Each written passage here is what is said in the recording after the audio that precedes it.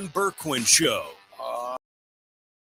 Call at 330-821-1310. Good call, meatball! Watch the Sam Bourquin Show on the AM 1310 Facebook page, the Q92 YouTube page, and on X. This is the Sam Bourquin Show on AM 1310 WDPN.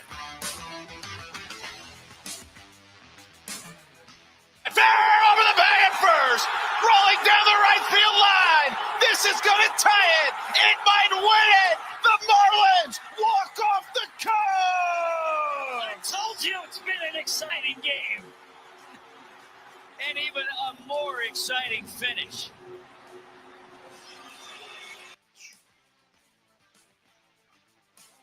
That was the big one last night in baseball as far as exciting finishes, comebacks. The Marlins come back to beat the Cubs last night. Sorry, no Guardians highlights from yesterday. Sorry, no Twins highlights from yesterday. Those two teams got suspended in, I think, the second or third inning last night. I don't know what is going on. It has been so hard to find information on what is going on with the Guardians and Twins today. I remember turning the game on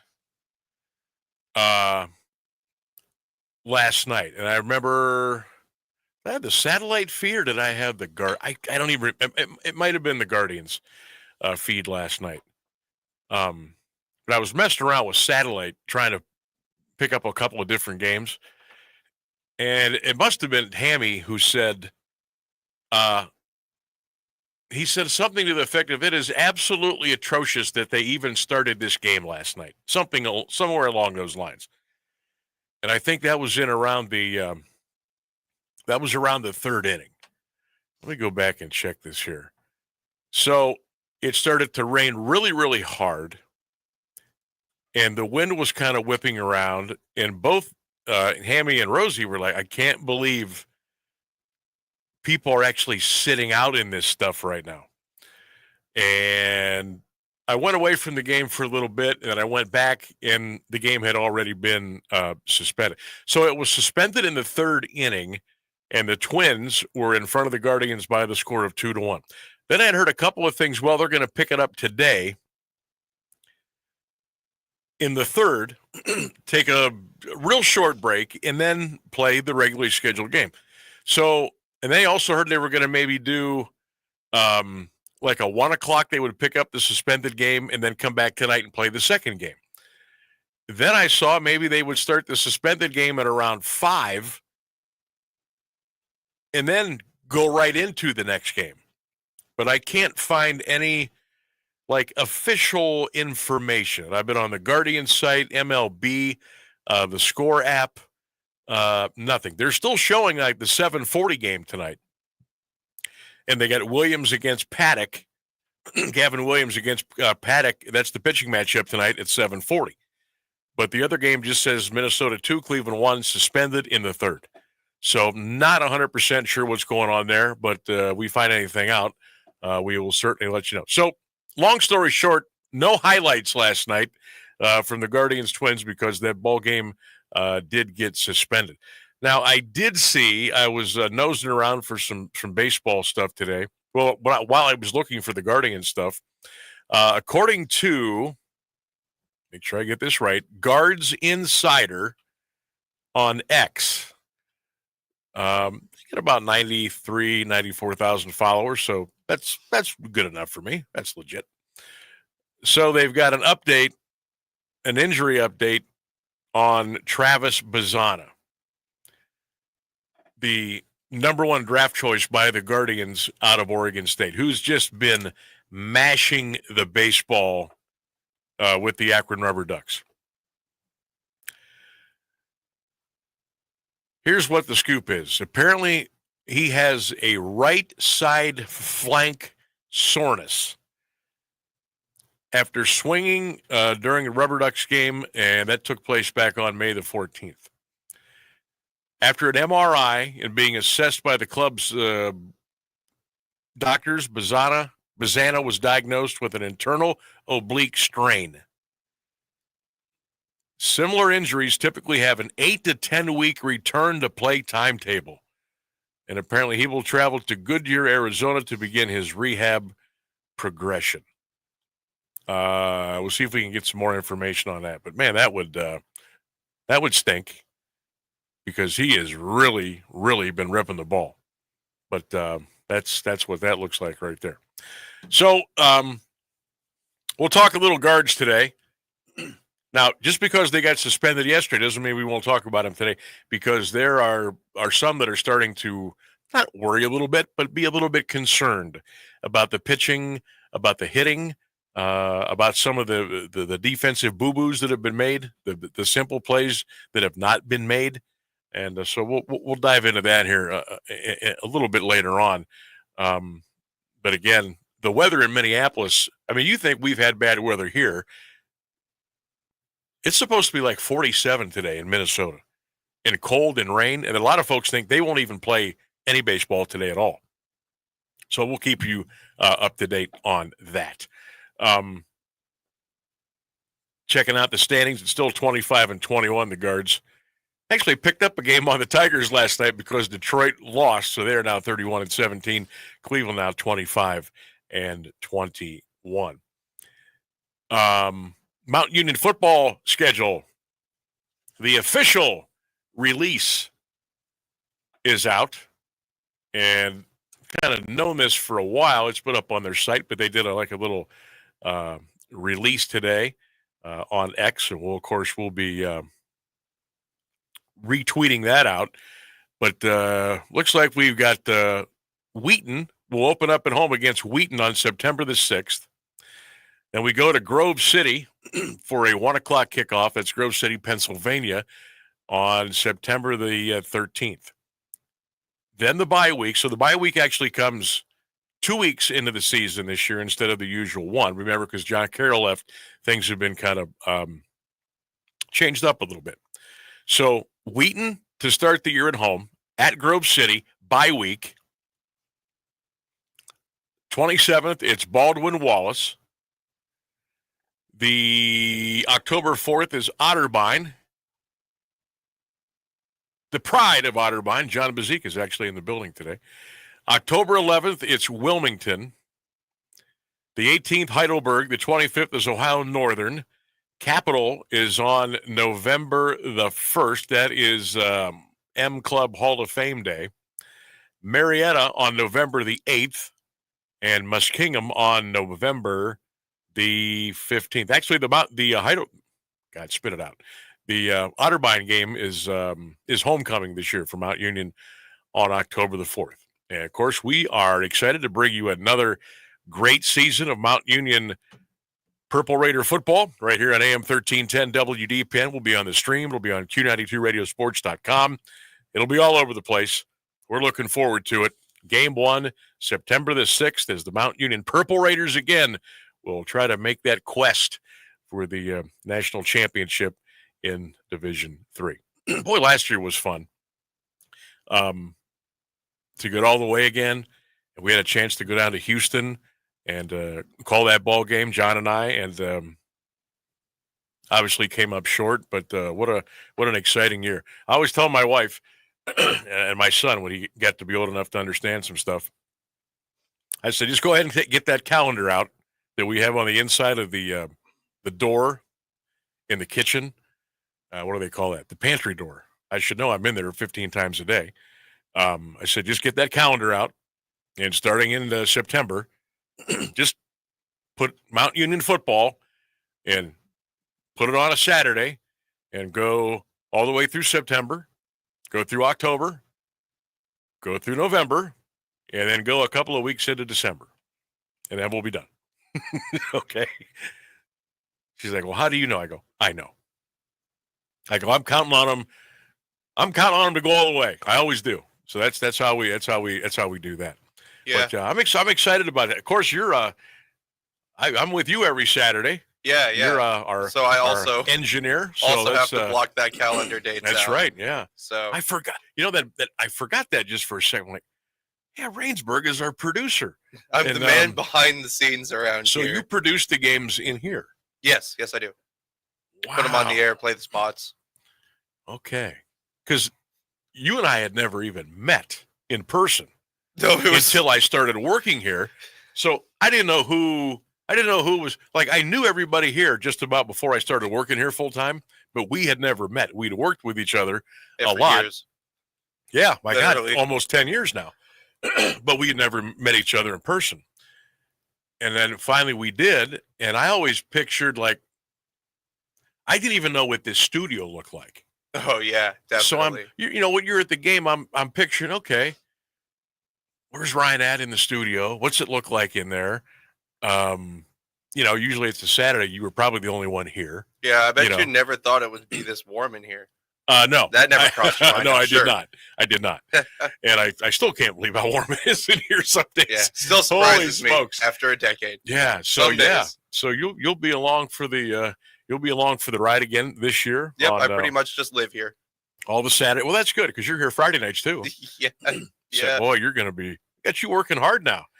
yeah. 3 Thanks months, to me, now you got to work like 6 days a week. Yeah, once 3 football months out of the starts. year, I pretty much work every day of the week. So, But think of all the extra money you'll have to buy video games. do not take that as a complaint. No, Never. that's what I'm saying. You got Yeah. all that extra money, you can get video games. I and love having a job. whatever, Oh, whatever you want to go buy, you can go buy now. I would go crazy without a job. Yeah. Well, you're welcome. Yes, thank you very No, much. I'm kidding. I'll make sure to keep everything afloat over here. Well, I'm looking forward to Purple Raider football. That just happened to come up on the phone while I was getting ready to open up. We got to get that out there. I know it's early, but it's still, it's always fun to think about. The baseball season just ended, and we'll have a couple of months to get ready, and then football will be here. And oh, it's always fun when you cover a team like Mount Union. They're going to win. They're going to usually they're going to have a deep run in the postseason. And most importantly, you always know that they have a legit chance. They are a legit threat to win a national championship. And to me, that's the greatest thing. Look, I love doing the one. Well, now we're going to have two pre-conference games, out of conference games. And then we'll go into the OAC. And I enjoy those games. But once we get the playoffs, and the crowds get a little bit more into it because it's winter go home kind of deal, and that's always fun. We've done games over the years in the scorching sun at 95 degrees. We've done games in the snow. We've done rain, wind, you name it. But I love it. I never dreamed that I would be the play-by-play voice of anything. Growing up. I always did high school football, did high school basketball. Had the chance to do the Canton Akron Indians back in the day, but that's another story for another day. And I've done a lot of PA work for Akron, for high school stuff. I did TV for Akron. Basketball. I did PA for the Rubber Bowl for the Zips for many years. Did some different things. Arena football, you name it. I'm like, I'll be starting my 10th year this year, calling the Mount Union games on radio for football and basketball. I think we're in our, I don't know, this might be our 8th or 9th year. So I never dreamed, and to be lucky enough to call for a university like Mount, who's going to be there every year. I'm lucky as heck, man. I'm thankful to still have the opportunity to do that. And people say, don't you get tired of doing those games when it's, 65-3 in the third quarter? Like, it is what it is. I mean, you make the broadcast what it is. And no matter if it's a 60-point game or a 2-point game, you bring the same enthusiasm. You make it more conversational with your broadcast partner, for sure. And you want to turn that into a more conversational piece for your listeners. And look, I know people tune out when it's 42 zip. Of course they do. I do. Who wouldn't? I mean, yeah, the students start leaving the stadium. The students packing in after the first quarter. Okay. It's like they watch the first half and they're like, that's enough. Yeah, we can go home. They're going to win. They're going to go, do what students do. So, but you just try to, you want to make it interesting enough for people to hang around and listen to the broadcast. And that's, That's like the greatest compliment that a broadcaster, a play-by-play person can get.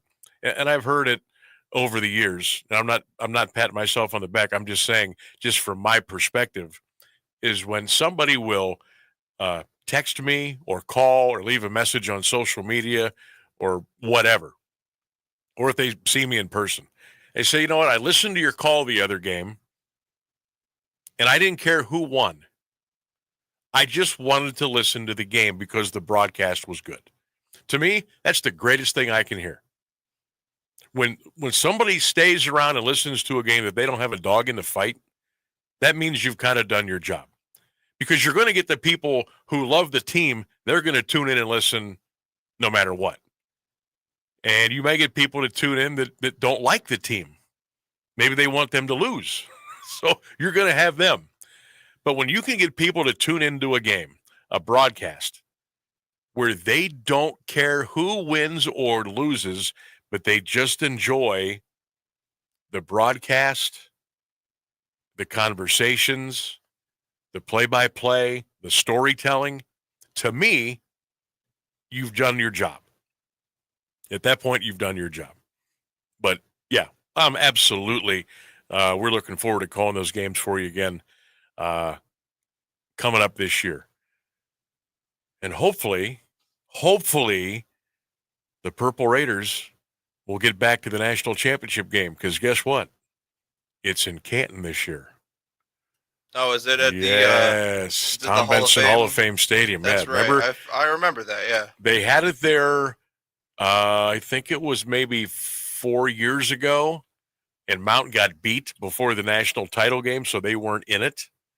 Yeah. And then it was supposed to be in Canton 2020 or 2021. COVID screwed that up. So now they're finally getting it back. Canton has the Stag Bowl this year in December. And that would be pretty cool. I mean, it's fun to go to Salem, Virginia, and Houston, Texas, and where else have we gone? Annapolis, Maryland.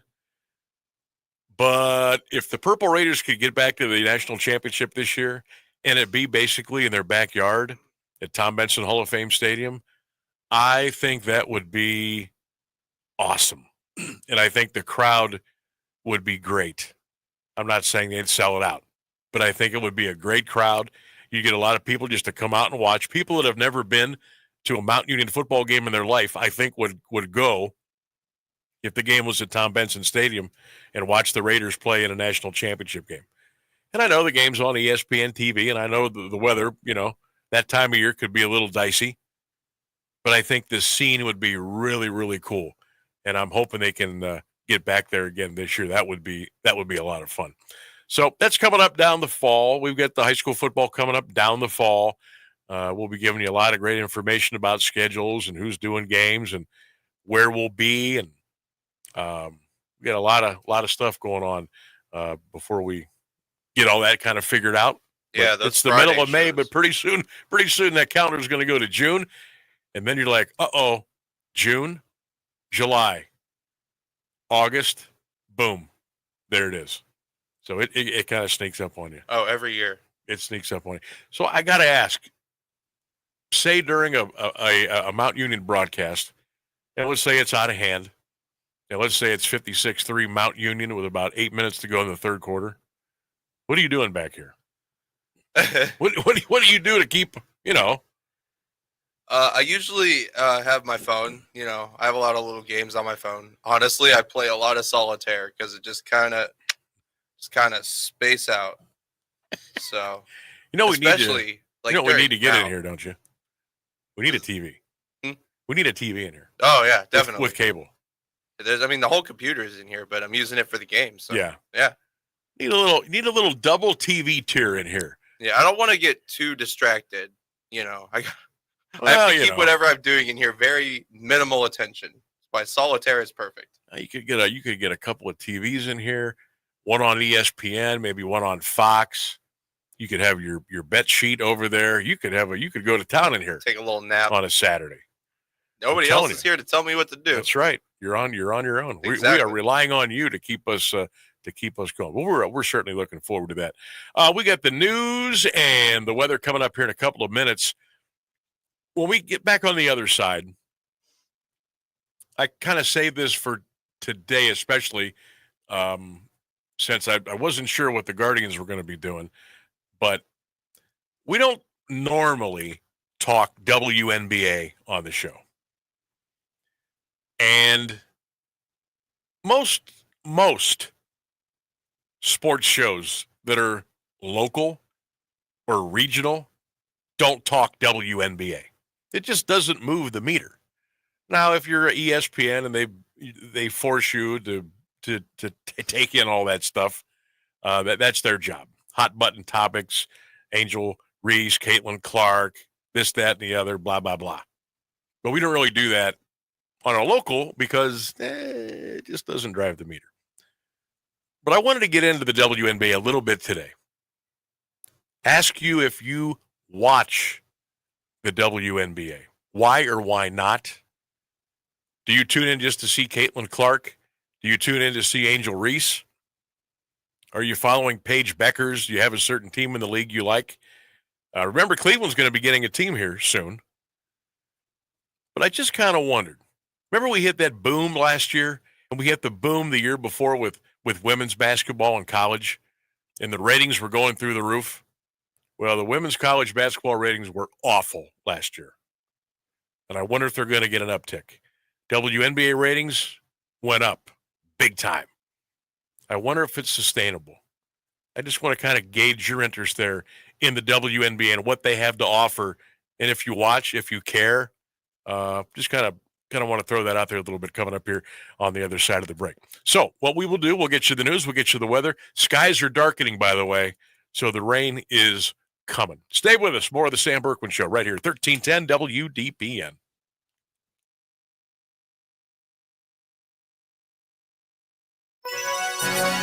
Here's the latest news on AM 1310 WDPN.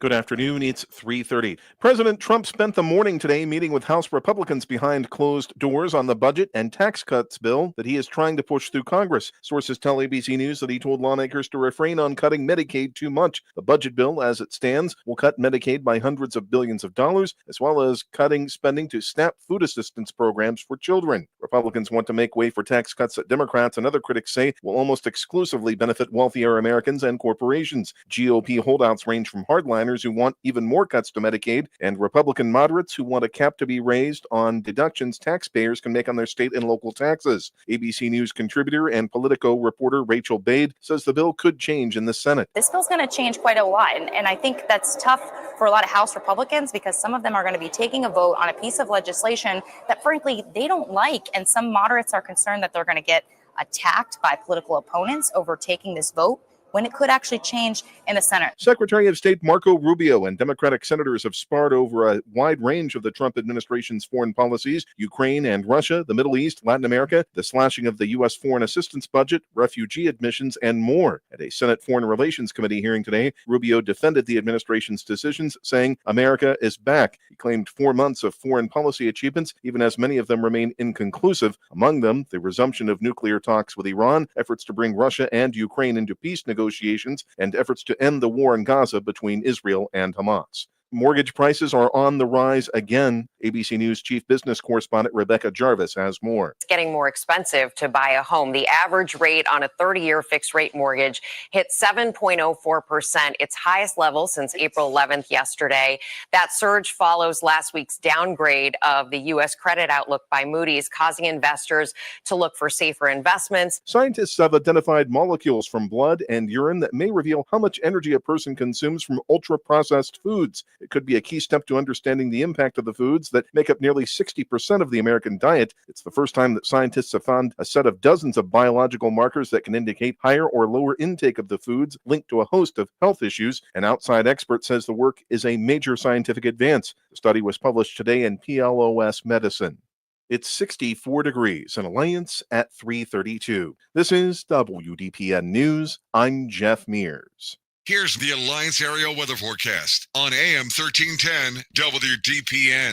Checking your forecast, a chance of showers mainly after 5 p.m. today, otherwise mostly cloudy with a high around 65. The threat of showers and thunderstorms continues into the overnight hours. Additional showers to follow before daybreak with a low of 54. Wednesday, showers and thunderstorms possible after 11 a.m., a high near 66. That's your AM 1310 WDPN weather. Hey, class of 2026, you are this close to senior year. Are you ready?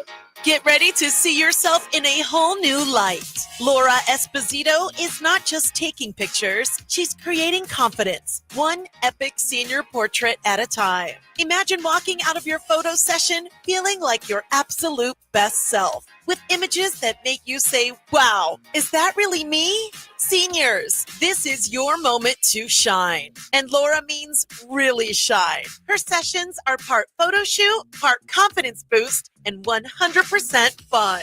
Parents, you'll love how she makes the entire process smooth and stress-free. Serving all Stark County schools and surrounding areas, Laura transforms senior year milestones into jaw-dropping memories that'll make you smile for years to come. I see you, I hear you, I've got you, every step of the way. Ready to look and feel incredible? Book your senior session today. Visit LauraEspositoPhotography.com or call 330-704-6473. Your most confident self is waiting. Are you looking to send flowers to someone special? Let DeHoff's Flowers Greenhouse and Landscaping take the hassle out of this beautiful gesture for you. When you order online through national flower dealers, you lose 20 to 30% of your money because it goes to the middleman. Get more bloom for your buck and order from DeHoff's. They'll deliver. It's true, when you skip the middleman, all your money goes towards the flowers, and that makes everyone happy. Well, except the middleman. Locally owned and operated, the experts at DeHoff's have over 61 years of professional knowledge and experience, and they'll be happy to design the perfect arrangement for all the events in your life. So remember, DeHoffs.com, and you'll always get more bloom for your buck. In Alliance on the corner of Beach and Beechwood, you can order by phone too at 330-823-1455. This is the Sam Bourquin Show on AM 1310 WDPN. Welcome back to the program. Phones are open, 330-821-1310. That is 330-821-1310. You can always text the program at 330-924-7088. You can listen and watch live on the Q92 Radio Facebook page and YouTube channel. You can catch us on the stream, WDPN on X, and the WDPN Facebook page as well. Drop a comment, like, share, love, comment, do it all on all of our great social media platforms. We certainly do appreciate it. Sammy saw the weather forecast, decided to mow the South 40. Just tuned in a few minutes ago. I don't watch WNBA. Women's college basketball is more exciting than the WNBA. That's you might get that a lot today. But what is your take on the WNBA? Do you watch it? Do you even care about it? I know the NBA is the ratings are okay. They're not great, but they do really well on the social media front with Instagram and TikTok and X. They do very well there. I think they get a lot of extra revenue generated from that. I don't necessarily know that a lot of people are glued to the NBA once the season begins around Halloween and then takes it all the way to the finals. I think you got your hardcore fans that are going to watch. You got your hardcore fans that are going to watch their team. And you've got your hardcore fan of the said individual star player. Like, oh, hey, I'm a LeBron fan. I'm a Donovan Mitchell fan. I don't necessarily like the Nuggets, but I love watching Nikola Jokic. You know, I love watching Luka. I love watching the Ant-Man, Anthony Edwards. I think you get a lot of basketball fans that love watching certain players, but not necessarily certain teams. There's 30 teams in the NBA. They all have their fan bases. They all have a passionate fan base to a degree. Like, I don't think the LA Clippers have as passionate of a fan base as the Boston Celtics. I don't think the Phoenix Suns have a passionate fan base like the New York Knicks do. You know what I mean? But I know that they're struggling a little bit with the big games on the big networks during the regular season. You know, you would think, you know, maybe a TNT game on a Thursday night where you got the Lakers taking on the Knicks, that the ratings would be crazy. Well, they're good, but they're not great. When you're playing 82 games, it's hard to make every night a big night. And we know the problems with players in load management and back-to-backs and playing 3 out of 4, 3 out of 5. Road trips, guys are resting on the last game before they come home. Coaches are trying to figure out different. So that all plays into it. Plus, you're fighting football. You know, the first 2.5 months, maybe, like the NBA is invisible. To me, in October, November, and most of December. I know people that don't turn an NBA game on until Christmas Day. It's kind of like the same fate that college basketball faces. Nobody pays attention to it, really, until the last 2 weeks. And then the conference tournaments, and then March Madness. They have a little bit of an identity problem there as well. But back to the WNBA. Do you watch it? Have you watched it? Have you enjoyed it? Have you watched it and said, this is not for me. This is not my cup of tea? Have you been to a WNBA game in person? Did you ever go to the old Coliseum? Not the Coliseum. It was Gund Arena back then. When Cleveland had a WNBA team, the Cleveland Rockers. Remember Dan Hughes was the coach. I believe Dan used to coach Cleveland State, the women, I think, and then he ended up getting the Rockers job. Did you ever go up? Did you ever go up and watch a game up there? What were your takeaways? Did you enjoy it? They weren't around long. They folded, but now they're coming back. Did Caitlin Clark bring your eyes to the TV set? Now, I know a lot of people watched her in Iowa. I even got a little, hey, I'm going to check this game out. Caitlin Clark's playing.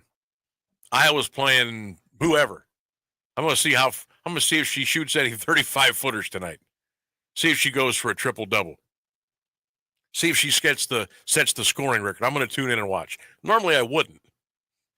But the hype was incredible, and she actually lived up to the hype. She was a marketing machine. You know, women's college basketball really hadn't had a marketing machine. Like, their biggest personalities have been the coaches.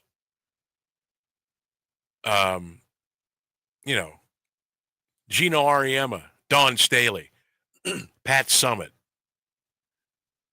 You know, those were the big. Who's the crazy LSU? What's her name? Kim Mulkey. Ugh, can't stand her. But some of the coaches would drive ratings more than the players did.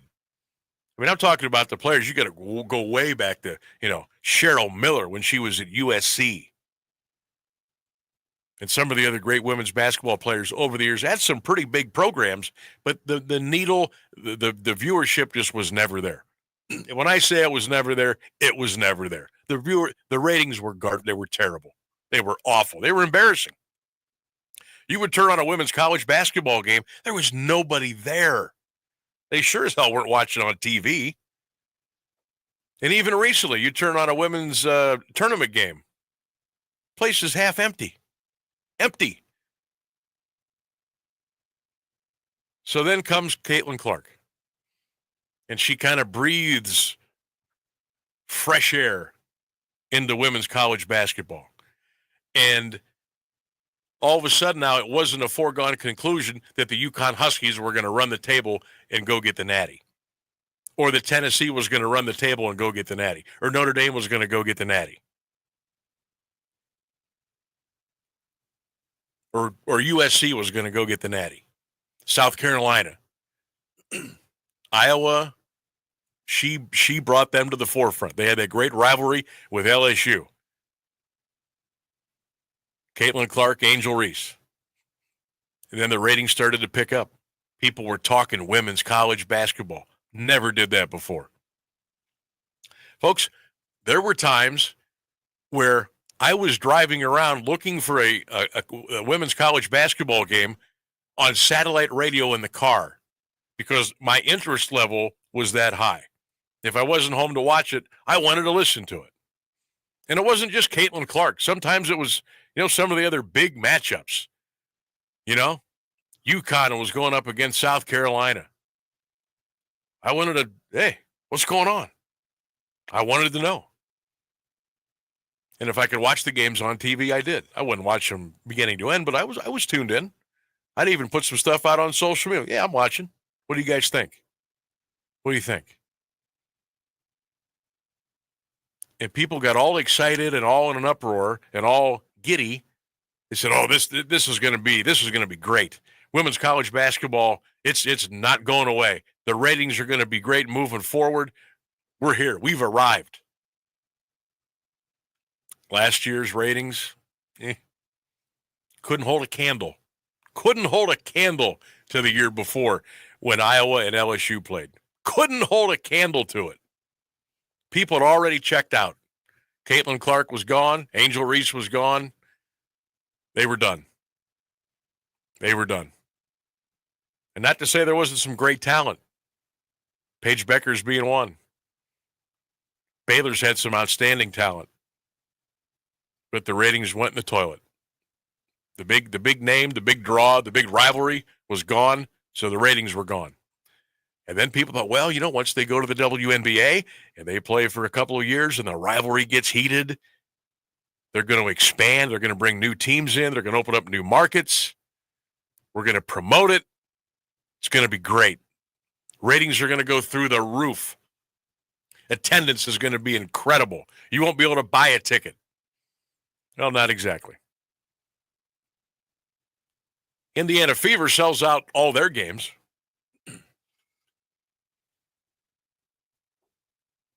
That's about it. Some teams draw okay. The New York Liberty draws okay. Big market.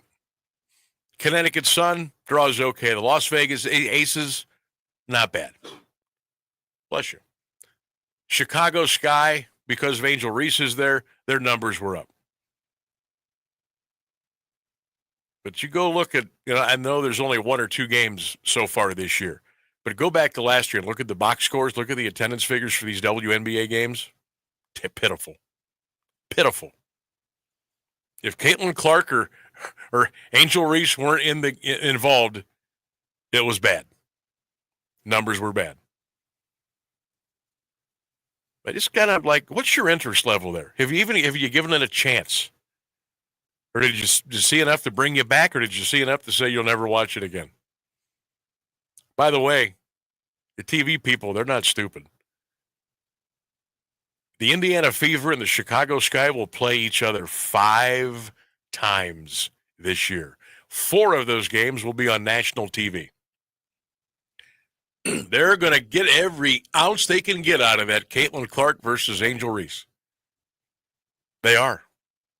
It's probably a good idea if they want eyeballs. That's what they're going to have to do. Now, the Indiana Fever beat the Chicago Sky the other day, 93-58. I don't know how good that is for the league. I don't know. But they had, where is it? They had the average was 2.5 million viewers. It peaked at 3.1 million. And this was after, the game was pretty much over. But remember, there was that little dust up. That little sequence where Caitlin Clark and Angel Reese got into it for about 3 or 4 seconds. Oh, what happened? Oh, it's Reese and Clark again. It was nothing. It was a nothing burger. Caitlin Clark, sort of an aggressive foul, and Angel Reese flopped. And she got up and started to charge at Clark, and she kind of took a couple of steps back. Some other players came in. The coaches came in. The commentators were they couldn't get over themselves during the television broadcast. Matter of fact, Ryan, I think we have that cut from the Chicago Sky Indiana Fever a couple of days ago. And this is how it sounded on ESPN TV when Clark and Reese had their little two-step. And look out, Caitlin Clark pushes Angel Reese, and Angel Reese gets right up into Caitlin Clark. Afterwards has something to say as Clark walks away. We know there are always increased eyeballs, energy, and attention around the matchups between Reese and Clark, and Angel Reese is still going after Caitlin Clark in the aftermath. Yeah. Everyone in the arena had to know this foul was coming. As soon as you saw Angel Reese wide open, you knew that Caitlin Clark was going to come in and take that foul. Well, tension's high. Sell it. Spin it. Make it 10 times worse than it was. Well, I gotta love ESPN, man. Oh my God, they're so bad sometimes. They really are. It's embarrassing. But 3.1 million viewers on peak.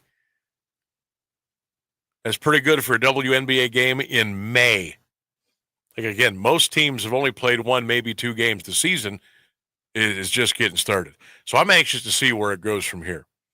But do you watch the WNBA? Do you even care? Do you even know that it exists? Do you tune in to watch Caitlin Clark or Angel Reese? Or do you tune in to watch Paige Beckers? Do you have a favorite team? Are you glad they're coming back to Cleveland? 330-821-1310. That's 330-821-1310. Where's it headed? Where's the WNBA headed? Where's women's college basketball headed now that Clark and Reese have moved on? What do you think? You can also text the show 330-924-7088. Do you watch? Do you care about the WNBA? We'll come back and take your calls. We'll get our Sam Bourquin Show poll question of the day out there for you as well, and we'll have a little fun here on this Tuesday afternoon. 1310 WDPN. Stay with us. You've always enjoyed an active lifestyle, hiking with family, resort vacations, the occasional trip to the spa, and nights out with friends at your favorite restaurants. You want and need your lifestyle to follow you into your retirement years. Now, imagine a place with peaceful surroundings, resort amenities, and easy access to city life. It's just around the corner at Copeland Oaks. Copeland Oaks has earned a reputation as more than a retirement destination, but also a place to call home. An independent consultant for senior living rated Copeland Oaks with a perfect score, and it's easy to see why. Maintain your lifestyle on the beautiful Copeland Oaks campus with all the amenities you love, and if you need it down the road, assistance is there. Keep living your life to its fullest at Copeland Oaks, your all-inclusive senior living resort. Visit CopelandOaks.com for more information. That's CopelandOaks.com. Music and intelligence for your life. No matter what anybody tells you, words and ideas can change the world. I'm John Tesh, and we couldn't be happier about bringing you intelligence for your life every day. We have a room full of researchers gathering the information and ideas you need to make your life simpler and better, and to make you the smartest person in the room. Join me for Music and Intelligence for Your Life, 10 to 3, Monday through Saturday, only on AM 1310 WDPN. You heard it on the John Tesh Radio Show. It's been said that when someone you love has Parkinson's, you have Parkinson's. The Parkinson's Foundation knows that the disease doesn't just affect the diagnosed. It affects everyone who supports and helps care for them. If you have questions, the Parkinson's Foundation has answers. We can help you understand the disease and give you tips for living a better life. Find your answers at Parkinson.org or call 1-800-473-4636. The Parkinson's Foundation. Better lives together. Did you know that those with mental health challenges can be right in front of our eyes, but still go unseen? Behind some smiles, there's hidden pain because our struggles aren't always on the surface. And they can affect anyone, anywhere, at any time. It's okay not to feel okay. There's strength in connecting and seeking help. Share, connect, get informed. Your mental health is in your hands. Visit melaninThriving.com/mental health in your hands. This message brought to you by the Robert Wood Johnson Foundation. This is the Sam Bourquin Show on AM 1310 WDPN. And we're back, 1310 WDPN, streaming live at 1310WDPN.com. Hope you're having a great day. The weather, again, today does not look good. It looks, I got here at 10 this morning, and it was sunny, a little chilly, but sunny. And then, like, every 45 minutes to an hour that went by, it got a little darker, I started checking out the weather apps. I'm thinking, oh, here we go again. So, looks like the mowing is going to get canceled again tonight. It is not looking good, but hey, who knows? All right, our Sam Bourquin Show poll question of the day, and this is a good one for all of us social media folks. Which social media platform do you spend the most time on? A, Facebook. B, TikTok. C, Twitter. D, Instagram. Which social media platform are you on the most on any given day? Facebook, TikTok, Twitter, or Instagram? You can take that quiz right now on my Facebook page. You can also check it out on AM 1310 WDPN and Q92 Sports on Twitter. Good response today again. Eric says the gram. John Stett says, give me the Facebook. Rocky says, Facebook. I don't have time to be on multiple social media platforms. Jeff Harlow says, Facebook, Sammy. Bill Elliott says, Facebook and Twitter. Doug says, X, Twitter, same thing. Diane says, Facebook. Doug Parton, Facebook. Lori, Facebook. How about this? Mary Jane Ickes Hackthorne says Facebook. Carl State, everybody Facebook. Carl, Bill, Timothy, Joseph. Kim down in Texas says, give me Instagram. Mike says X. Not reading that. Walter says Facebook. I never get on the others. Pat Murray. Hello, Pat. She says Facebook. Carl Gatewood says Facebook. Charlie Dreer says Facebook. Let me see here. Neil Casto. Neil, hope you are well. He says, give me the Facebook anytime. A lot of Facebook. Now, here's the funny thing. So that's what I put up on the Facebook. So I go to X, and I pose the same question on that platform. And as you would think, completely different than what it is on Facebook. So far, Facebook gets 17%, X gets 70%, TikTok 9%, Instagram 4%. That's if you look at the results on the Twitter poll. You go to Facebook, it's like 85% of the people on Facebook. But that's our question of the day, our poll question of the day here on the Sam Bourquin Show. Which social media platform do you think you spend the most time on? Facebook, X, Instagram, or TikTok? Rainsburg, what about you?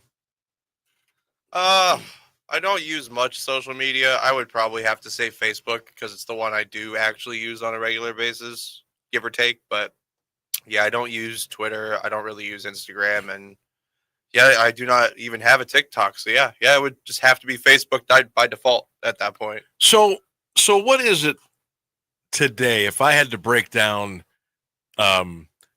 age groups in which social media platforms they use the most? Like, I'm just going off of experience here. I would think that TikTok would be younger. I would have said most people. But I use it. I'm 54. I'm almost 55. But I use it more or less to promote shows and to videos of games and stuff like that. I'm not on there trying to do the, TikTok challenge of going up behind somebody and hitting them on the head with a box of rocks or something like that. Exactly. I don't. That's just I don't do that. I would say X or Twitter. I mean, gosh, I see people on there in their 70s. Oh yeah, and I see people on there in their their late teens, early 20s. I think X kind of runs the gamut. I think it's got the widest. I would think. I could be wrong there. Facebook, I think, is maybe geared toward a little older demo. For sure. Yeah. I don't think a lot of high school and college kids are doing Facebook now. No, I would say almost definitely not. Yeah. Yeah. Most people on Facebook get made fun of for being on Facebook by the younger generation. So hey now. I'm not the younger generation. I'm on Facebook. Yeah, and I think Instagram probably leans a little younger. Maybe. I would think. But that's just kind of why I threw that question. I'm kind of interested to see where you guys and girls are at on social media. What's your go-to? Is it Facebook? Is it X, Instagram, or is it TikTok? Hit us up and let us know. 330-821-1310. But getting back to the WNBA discussion we had. Oh my gosh, it's almost time for the news. Okay, well, we will continue this conversation on the other side. But I just kind of want to get your thoughts. Do you watch the WNBA? Do you like it? Do you not like it? What would get you to watch it more, or is it something you just don't want to do? All right, we'll take a break. We got the news and weather coming up. We'll keep our eyes on the skies. Getting a little crazy out there. Stay with us. Much more to come here on the Sam Bourquin Show on 1310 WDPN. News, weather, sports, local information, and music 24 hours a day. This is AM 1310 WDPN Alliance. ABC News, I'm Michelle Franzen. At the White House, President Trump set to announce initial plans for what's called the Golden Dome missile defense system, designed to defend against ICBMs and hypersonic capabilities. President Trump earlier met with Republican lawmakers on Capitol Hill as GOP leaders prepare to take up votes on the reconciliation bill aimed at lowering taxes for the wealthy and cutting key programs like Medicaid. ABC's Jay O'Brien has more. Speaker Mike Johnson doesn't appear to have the votes. Holdouts in his party, some calling for changes to Medicaid, others saying that they want a higher cap on the state and local tax credit. And then there are rank and file members who say they are concerned that this bill could change too much from the one that House Republican leadership promised them. Testimony continuing in the sex trafficking and racketeering trial of Sean Diddy Combs. The music mogul's ex-girlfriend, Cassie Ventura, testified last week that Combs abused her and coerced her into participating in sex parties. Today, Ventura's mother testified. This is ABC News. O'Reilly. Protect your vehicle's engine with Syntec and O'Reilly Auto Parts. Syntec Premium Full Synthetic Motor Oil is formulated for today's engines. Right now, get 5 quarts of Syntec Full Synthetic and a MicroGuard Select Oil Filter for just $32.99. In-store only, limit supplies. See store for details. Choose Syntec exclusively at O'Reilly Auto Parts. O'Reilly Auto Parts. Summer is calling, and guess what? Macy's has the answers for every adventure, with new swim trends and sandals to take you from the beach to the beach bar. Plus, linen suits from Tommy Hilfiger and Michael Kors, and dresses from CC to take you from brunch to the dinner party. Even better, get it all for 25 to 60% off at our Memorial Day sale. So wherever this season takes you, make Macy's your first destination. But hurry, this sale starts Wednesday. Savings off sale and already reduced prices. Exclusions apply. Now, the latest Alliance area news from Jeff Mears on AM 1310 WDPN. Good afternoon. It's 4:02. 9 to 13.5 years in prison is the sentence issued to a Canton man who pleaded guilty to an attempted murder charge. Stark County Common Pleas Judge Natalie Hopp sentenced 30-year-old Markelo Richardson Monday. He also pleaded guilty to felonious assault charges. Both charges include gun specifications. Richardson must also register as a violent offender. He shot 37-year-old Devin Spencer 3 times at a gas station on Mahoning Road Northeast in Canton, January 4th. Richardson also shot into the back of a car in which a 4-year-old child was sitting. A Tuscarawas County County judge has handed down punishment to a masculine man who played a role in the dumping of a woman's body. 38-year-old Victor McCoy was sentenced Monday in common pleas court to 9 months in prison. He pleaded guilty last month to charges of gross abuse of a corpse and failure to report a death. 36-year-old Ashley Morris of East Sparta was recently sentenced to 6 months in the Stark Regional Community Corrections Center and 2 years probation. She pleaded guilty to gross abuse of a corpse in February. In September 2023, the family of 27-year-old Katie Fuller reported her missing to Canton police. Her body was found along North Orchard Road in Sandy Township nearly 2 months later. Authorities determined she had died of an overdose. The legal guardians of a 3-year-old Canton boy who died earlier this month now face a possible indictment.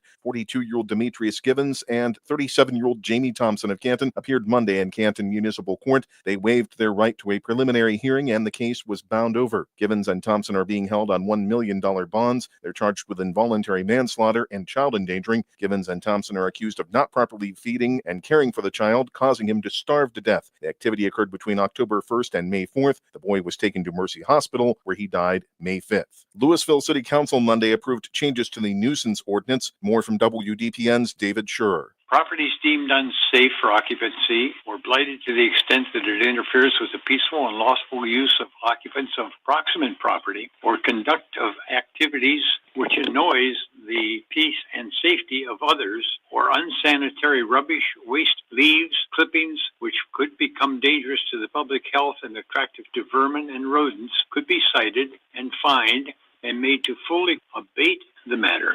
Cleanup at city expense would be responsibility of the owner and include a $250 administrative charge. Changes are in the works for staffing at Malone University. In a letter, President Gregory Miller said Monday that the school is eliminating 15 full-time and 12 part-time employees as it reallocates services. He says the adjustments will re-image the way to do work and gain fiscal efficiency. Vice President of Student Development is among jobs being cut. The department will merge with the Center for Student Success and the Office of Multicultural Services. Development employees will report to Provost Christina Schneiders. 5 full-time resident directors will become part-time. Malone is adding positions. Those include a dean of students, associate dean, and campus pastor. 8 new full-time faculty members will be added in the fall. 2 part-time workers will switch to full-time status. The trial of a Wellsville man charged with attempting to kill a woman has been pushed back to July 29th. The new date for 35-year-old Michael Stacy was set Monday by Columbiana County Common Pleas Judge Megan Bickerton. She agreed to his defense attorney's motion for a continuance, in which he cited a need for more time to go over information with his client. Stacy pleaded not guilty in December to charges of attempted murder, felonious assault, attempted aggravated arson, abduction, and trespass. He was slated for trial June 3rd. Stacy is accused of hitting a woman with a blunt object October 17th. Wellsville police discovered all the burners on the stove open. A new final status hearing is scheduled for July 21st. A teen is in critical but stable condition after being run over by a vehicle in Youngstown. Police were called to a home on Himrod Avenue on the city's east side early Sunday for a report of a pedestrian accident. They found a 15-year-old girl inside with leg injuries. She was taken to St. Elizabeth Health Center. Police say a car driven by a man drove over both of her legs while she was fighting with another female. The incident is under investigation. Bond is set at $250,000 for a man accused of causing a fatal 2-vehicle crash near New Middletown. 66-year-old Walter Bolt of Struthers appeared for arraignment today in Mahoning County Common Pleas Court. He pleaded not guilty to charges of aggravated vehicular homicide, aggravated vehicular assault, and OVI. Bolt was indicted last week and arrested Monday. Highway Patrol says a pickup driven by him was southbound on Route 170 March 3rd when it struck a northbound car driven by 44-year-old Angela Brown of New Middletown. Bolt's blood alcohol level was reportedly 0.215. Brown died at the crash scene. Her 15-year-old son, Jason Daff, died at a hospital. A 12-year-old son suffered serious injuries. The Highway Patrol says a single-vehicle crash in Solon killed a Warren boy Sunday night. The wreck occurred on Route 422 near Harper Road around 7 p.m. 29-year-old Benjamin Hoke of Warren was driving an SUV eastbound when it went off the road, overcorrected, rolled over, and struck a guardrail. 10-year-old Max Davis was thrown from the vehicle. He was taken to a hospital where he died. Hoke and his passengers, a 34-year-old Warren woman and a 6-year-old Youngstown girl, were taken to the hospital with serious injuries. Troopers say seatbelts were not in use at the time of the crash. It's 64 degrees in Alliance at 4:07. This is the local edition of WDPN News. The forecast is next, a service of Canterbury Villa of Alliance. I'm Jeff Mears. Send your loved ones to a place that cares and a place that they can trust. They'll find a place that feels like home at Canterbury Villa in Alliance. They will provide the highest level of care to their residents when it comes to skilled nursing, rehabilitation, long-term care, and Alzheimer's care. At Canterbury Villa, your loved ones become family. Located on Freshley Avenue, schedule a free visit today by calling 330-821-4000 and ask for Samantha Nutter. At Canterbury Villa, they walk the talk. Now, the Alliance Area Weather Forecast on AM 1310 WDPN. Mostly cloudy skies for the remainder of your Tuesday afternoon and a high near 65. Can't rule out a passing shower mainly after 5. For the overnight, showers and thunderstorms before 4 a.m. Additional showers and a thunderstorm, a possibility by daybreak, a low of 54. Wednesday, showers and thunderstorms again possible after 11 a.m., a high reaching 66. That's your AM 1310 WDPN weather. Are you ready to up your mealtime game with a beautiful new dining suite? How about your movie nights on the couch? Is more comfortable seating on your list this year? Maybe you just need a better night's rest. Whatever the case, when we spend time at home with our families, we all want quality, comfort, and names we can trust. That's why Grove's appliances, furniture sets, and even their mattresses make all the difference. With a beautiful showroom full of ideas and over 700 fabric choices for furniture, you'll be sure to find something that will fit beautifully into your home. On a budget, Grove has a scratch and dent room filled with appliances with minor aesthetic blemishes that can help you replace that fridge on the fritz for a fraction of the cost. Come and see why Grove is better than big box stores. Explore your options and get to know Grove's amazing staff and stellar service team to help with all of your needs. Come see us at Grove, where it always feels like home. What does it mean to live here, serve here in the Ohio Army National Guard? It means I can attend college full-time and not have to take out student loans to pay for my tuition. It means I can work my civilian job during the week and support my state and nation in times of need. You too can live here, serve here as a member of the Ohio Army National Guard. Learn more about part-time service with full-time benefits at nationalguard.com/OH. Sponsored by the Ohio Army National Guard in coordination with the Ohio Association of Broadcasters and this station. Do you worry about how much someone drinks? Do you feel angry or depressed most of the time? Do you feel neglected or unloved? Do you feel you attract people who tend to be compulsive or abusive? Do you have money problems because of someone else's drinking? Are you afraid or embarrassed to bring your friends home? Do you feel that if the drinker loved you, she or he would stop drinking? If you answered yes to any of these questions, you are not alone. More than half of all adults have a family history of alcoholism. Not everyone trapped by alcohol is an alcoholic. Families and friends are suffering too. Al-Anon and Alateen can help. Call 1-866-200-0223 or visit alanon.org/help. Live from the AM 1310 WDPN studio, it's time for live and local sports talk. It's the Sam Bourquin Show. I'm ready. Give the show a call at 330-821-1310. Good call, meatball. Watch the Sam Bourquin Show on the AM 1310 Facebook page, the Q92 YouTube page, and on X. This is the Sam Bourquin Show on AM 1310 WDPN.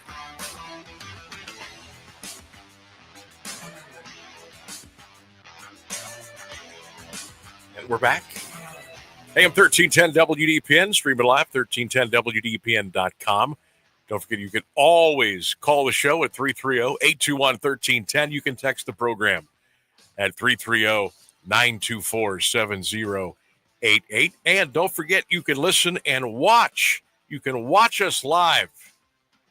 You can listen to us live. You can do both at the same time. How you like them apples? And now somebody's calling my soul. I'm not going to. I should probably answer it on air. Would that be the funniest thing ever? That's what we call a rookie mistake, Sam. You got to have that on vibrate. You know, I thought I did. You know what? I'm going to answer it. I'm going to put him on speaker and see who it is. Hello?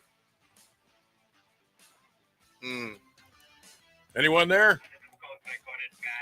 Oh, Sam. Yeah, forget it. They probably. I bet he had a really good deal on something. Right. He probably needed a small down payment to receive a larger amount of money. Right. Yeah, Mr. Bourquin, we understand that you. Yeah, no. Goodbye. Don't call back.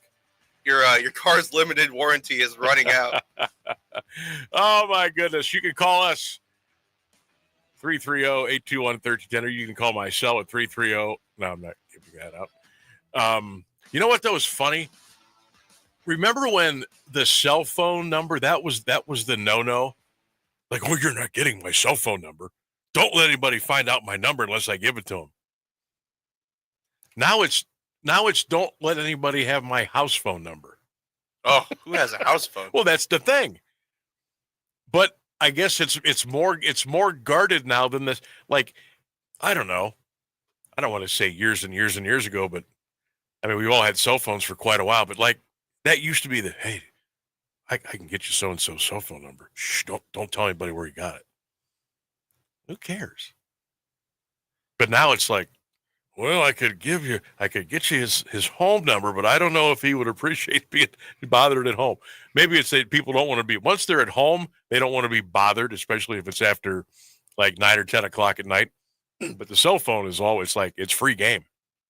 People put their cell phone numbers out on social media all the time. It's like you can get anybody's phone. But boy, back in the day, can you get me so-and-so's cell? I don't know. They might not want that out there.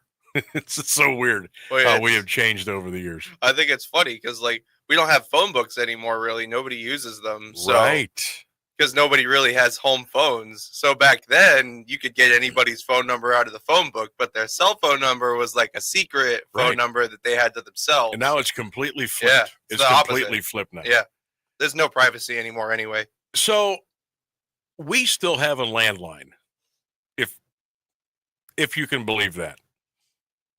I have been on the attack for, let's see, we built our house 19 years ago. So we've had the landline for almost 20 years. My wife has a cell phone. I have a cell phone. Our son has a cell phone. I've been trying to get rid of the landline for probably 15 years. Nope. Not going to get rid of it. Why do we need a landline? Well, what if our batteries go out? Well, charge your phone. What if the electricity goes out? Make sure the phone is charged. Make sure it's always charged. If you think, we're going to get some bad weather, charge that bad boy. Get it up to 70, 80, 90%. I'm always charging my phone. Always. I panic. If it gets below 50, I panic. And where's my charger? Oh, I can plug it in. I go crazy. It's terrible. It's a terrible phobia. That might not be a bad habit to have because the power is only going to go out when your phone's at like 5%. Exactly. So exactly. Every time you're like, oh, I was just about to charge it. But then my wife's like, well, see, that's why we have the landline. And then I'm like, well, okay, so who are we going to call? If everybody's cell phones are dead, who are we going to call? Because nobody else has a landline. I don't know why we still have it. I really don't understand it. Anybody else? Does anybody have a landline out there? Rainsburg, you don't have a landline, do you? No, I haven't. I have never owned a landline personally where I've lived, and I don't think my mom's had a landline for like a good 10 years, 15 years. Does anybody still have a landline? And I don't mean the one in your office at work. Do you have a landline in your house? 330-821-1310. You can call us. Matter of fact, look, I just thought of it. Call us from your landline. 330-821-1310. Don't worry, we do not have caller ID on our landline. No, we do not. We certainly do not. We will not know who you are. If you want to text the show, obviously you got to use your cell phone, 330-924-7088. No. Who still has a landline, and why do you still have one? I will say my grandmother does still have a landline, but she is incapable of using a cell phone. So she kind of needs it. I get it. I get it. A lot of the senior citizens may still have a landline for emergency purposes or whatever. Yeah, some of those people did not adapt to technology. I just don't understand. I don't know why we need one. I really don't. I said we could save. I don't know what we pay for the landline. It's one of those, well, you bundle, you'll save more money kind of deals. So we've got, the satellite TV, we've got the internet, and we've got the landline. I haven't used a phone in our house, the landline. I bet I haven't used it in 15 years. 15 years I haven't used it. My son doesn't use it. He doesn't even know what it is. What's that weird box for? So I'm guessing my wife uses it every once in a while. I don't know. Now I know my mother-in-law, my wife's mom, does not. She has a cell phone, but she just doesn't like to use it. It's like an emergency phone only. Yeah, that's my grandmother all day. So I know my in-laws still have a landline. But does anybody else, and how many, do you ever use it?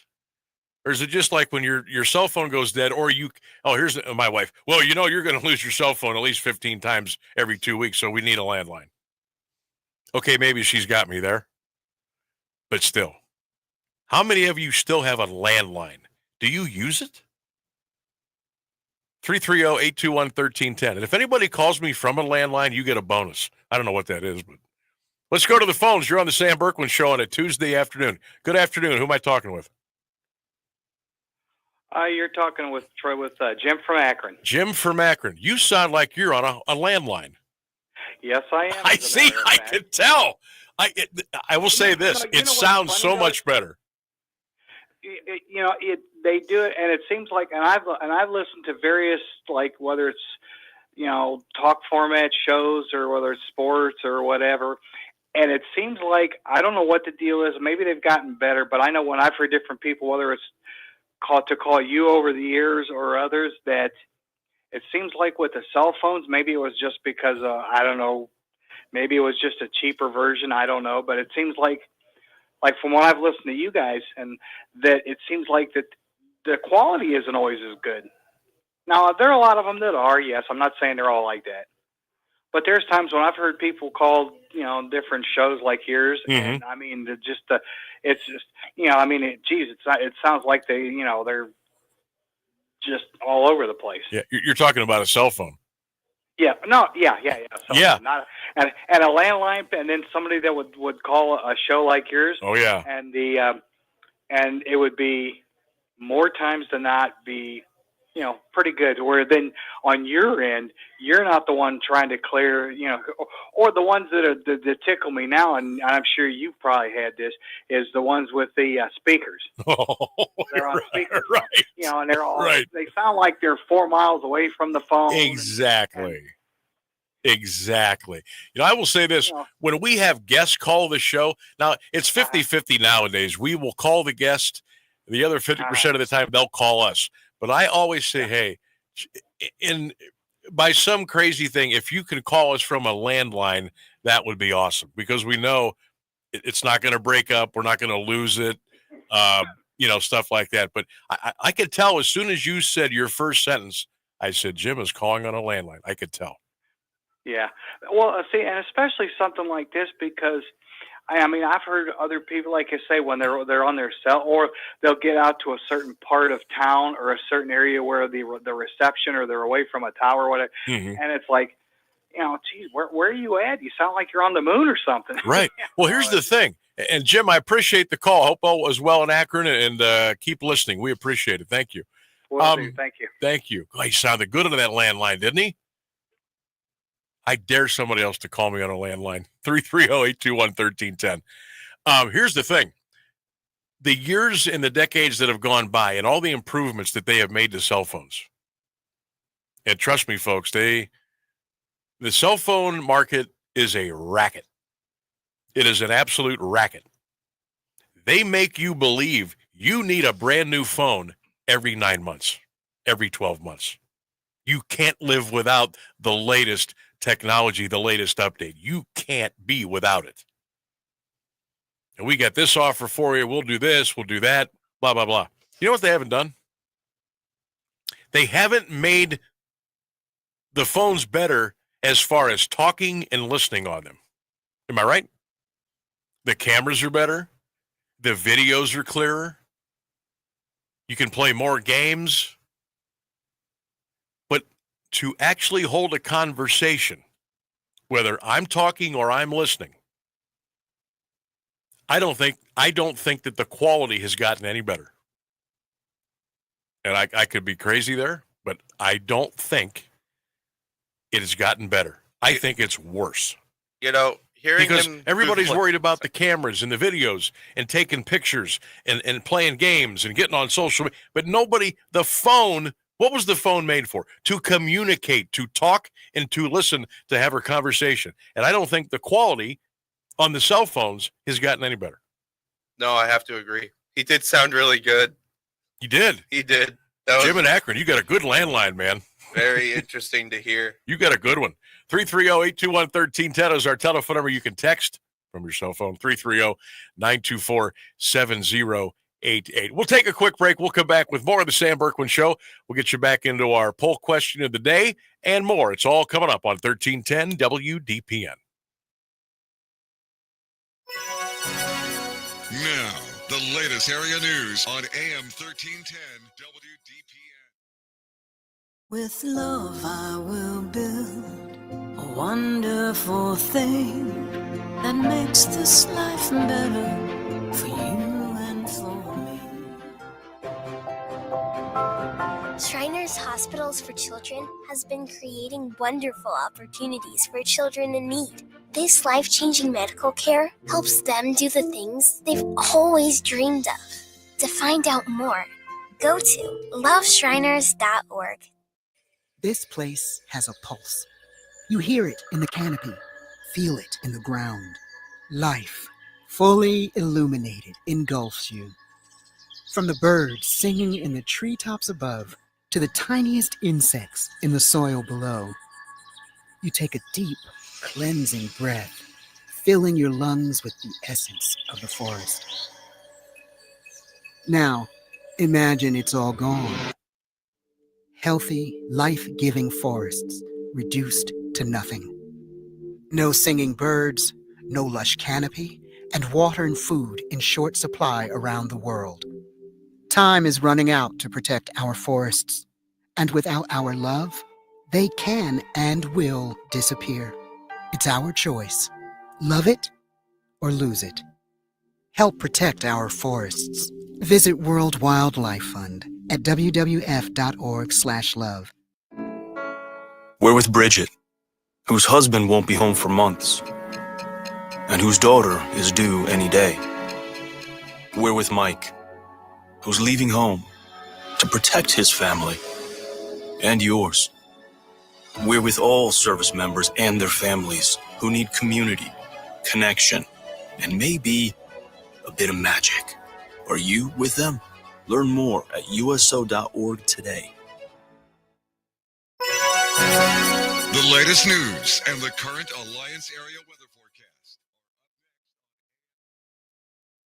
You're listening to the Sam Bourquin Show on AM 1310 WDPN. We just love giving you the latest news here. 1310 WDPN. You can't get enough. Welcome back to the Sam Bourquin Show. 330-821-1310 is the telephone number. Don't forget, if you look, like for instance yesterday, people, hey, I want to hear those interviews again with Dan Mazzarelli and Eric Longwell. All you got to do is go back to the Q92 radio Facebook page or Q92 YouTube channel, and you can go back and listen to all those interviews, all the interviews we've done. But a lot of folks enjoyed our visit with Aiden Longwell. He's in the Colorado Rockies minor league system, and Central Catholic baseball coach Dan Mazzarelli. If you want to go back and listen to those, you can do that. Just get on social media and go back there and watch them on YouTube, on Facebook. Just go AM 1310 WDPN or Q92 Radio. Q92 Sports, and you can go back and watch those anytime. Sammy, we still have our landline going on 36 years with the same number. I guess it's an age thing. We've talked about getting rid of it, but just can't pull the trigger. We both have cell phones. We use the landline about 40% of the time.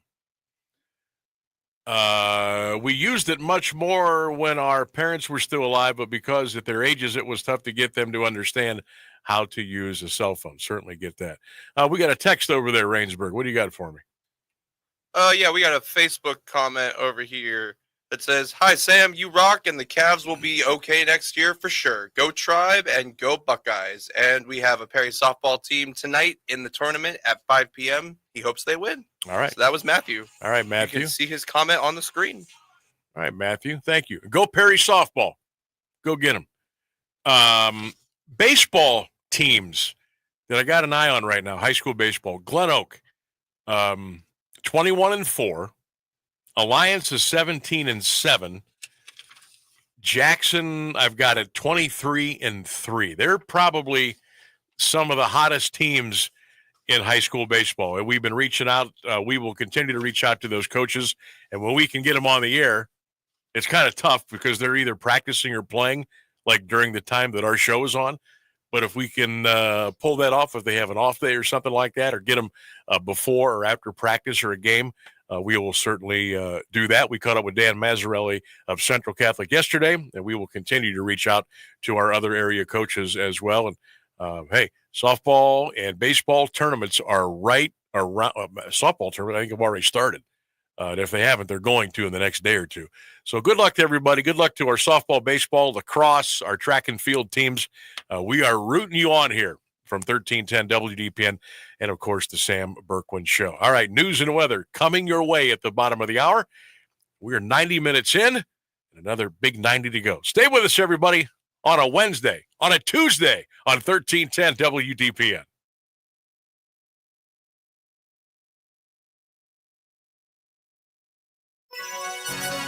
Here's the latest news on AM 1310 WDPN. Good afternoon. It's 4:30. With 4 of the 10 inmates who escaped from the jail in New Orleans Friday back in custody, investigators are working to determine how they got out in the first place. ABC's Jim Ryan says all signs point to an inside job. The 10 men, some facing murder charges, managed to get through a hole behind a toilet. That toilet didn't just come off the wall during somebody's lunch break. And where's the water? Answer, says Orleans Parish District Attorney Jason Williams, maintenance worker Sterling Williams. It appears Mr. Williams assisted these inmates make good their escape by shutting off the water to that toilet. Now the 33-year-old Williams is in custody while the search continues for the other 6 escapees. Jim Ryan, ABC News. President Trump is expected to announce the concept he wants for his future Golden Dome missile defense program. It would cost taxpayers tens of billions of dollars and take years to make a reality. Golden Dome, for the first time, will put U.S. weapons in space, which could be fired to destroy an incoming missile during flight. Pentagon planners have been developing options for the system, which a U.S. official describes as medium, high, and extra high choices based on their cost. The official says the administration picked the high version with an initial cost ranging between $30 billion and $100 billion.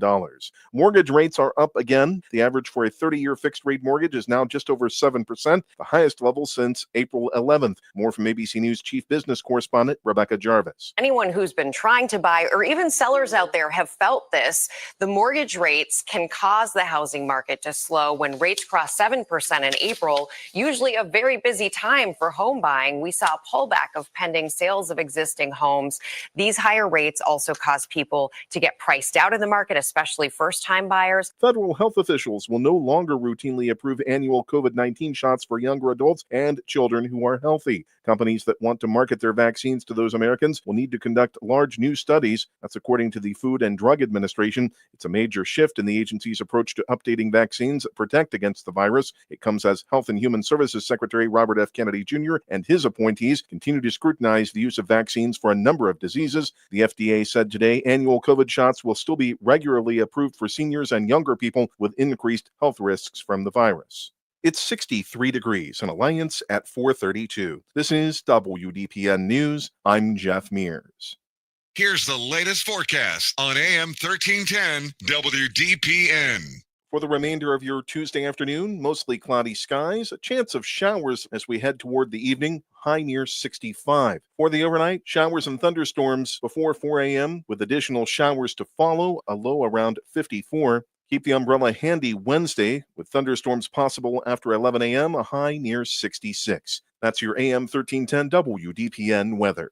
Do you have trouble getting in and out of the bathtub? Are you afraid you'll slip and fall entering or exiting a tub? Safe Step walk-in tubs can transform your bathtub from an area of concern to a calming refuge. Call them today at 1-800-498-2098 and save $1,600. Safe Step walk-in tubs and showers are proudly made in Tennessee and offer an ultra-low step-in, avoiding that difficult climb over a traditional bathtub wall. They also offer a variety of therapeutic benefits that may help soothe your aching muscles and joints, increasing your mobility, boosting your energy, and improving your sleep. Safe Step walk-in tubs are designed to easily fit your existing tub space and are often installed in as little as one day. Just dial 1-800-498-2098 today to save $1,600 and receive a free shower package. That's 1-800-498-2098 for a free no-obligation consultation and to save $1,600. Safe Step walk-in tubs. Safety never felt so good. With love I will build a wonderful thing that makes this life better for you and for me.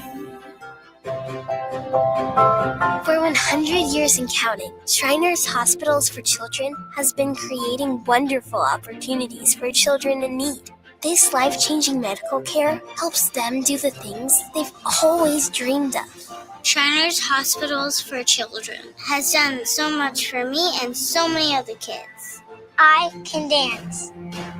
I can play games with my friends. Because of Shriners Hospitals for Children, I have no limits, and I'm doing more than what I ever thought possible. To find out more about how children in need are being helped every day, go to loveshriners.org today. Hey drivers, it's Ryan Blaney, your 2023 NASCAR Cup Series champion and driver of the number 12 Discount Tire Ford Mustang. Do you know one of the most important things that helps keep my car going on the track? Tire pressure. Keeping your tires properly inflated is crucial for safe stopping power and better gas mileage. Check your tire pressure at least once a month or stop by a local tire retailer for an air check. A message from the U.S. Tire Manufacturers Association. I'm Chris Jakimick. I served in the United States Air Force and I deployed 3 times. So in 2017, I was serving as an Air Force First Sergeant. Our motto in that role is my job is people, everyone is my business. But unfortunately in that year, I would lose my own brother, Lance Corporal Adam Jakimick, to suicide. The majority of veteran suicides are from guns. I store my weapons securely, not only for myself, but for my family. Store all your guns securely. Help stop suicide. My service never stops. Brought to you by End Family Fire and the Ad Council. You're listening to the Sam Bourquin Show on AM 1310 WDPN. Welcome back to the program, 436. Skies, I just went outside for a couple of minutes. It's going to rain. It's going to rain at some point. I think we've lost a couple of degrees. It feels a little, you know what it feels like right now? When I walked outside just a couple of minutes ago during the break, I felt like, which is kind of ironic because I'm here at a radio station, I felt like I was getting ready to get into my car and drive to a stadium to go broadcast a football game. That's what it felt like when I walked out the door a couple of minutes ago. It feels like football season. And I know that's kind of cool, and we love how it feels for football season and a little chill in the air and the bonfires and the putting on the jacket and the school hat, and yes, it's the end of May. I'm not in that big of a hurry. That feeling will get here soon enough. But it certainly feels like go pack up the equipment, load it up in the car, and go to a stadium and get ready to call a game tonight. That's what it feels like. Hey, some sad news. Just saw this. George Wendt has passed at the age of 76. And you may say, who's George Wendt? Oh, Norm from Cheers. has passed away. George Wendt died at the age of 76. So thoughts and prayers there. That stinks.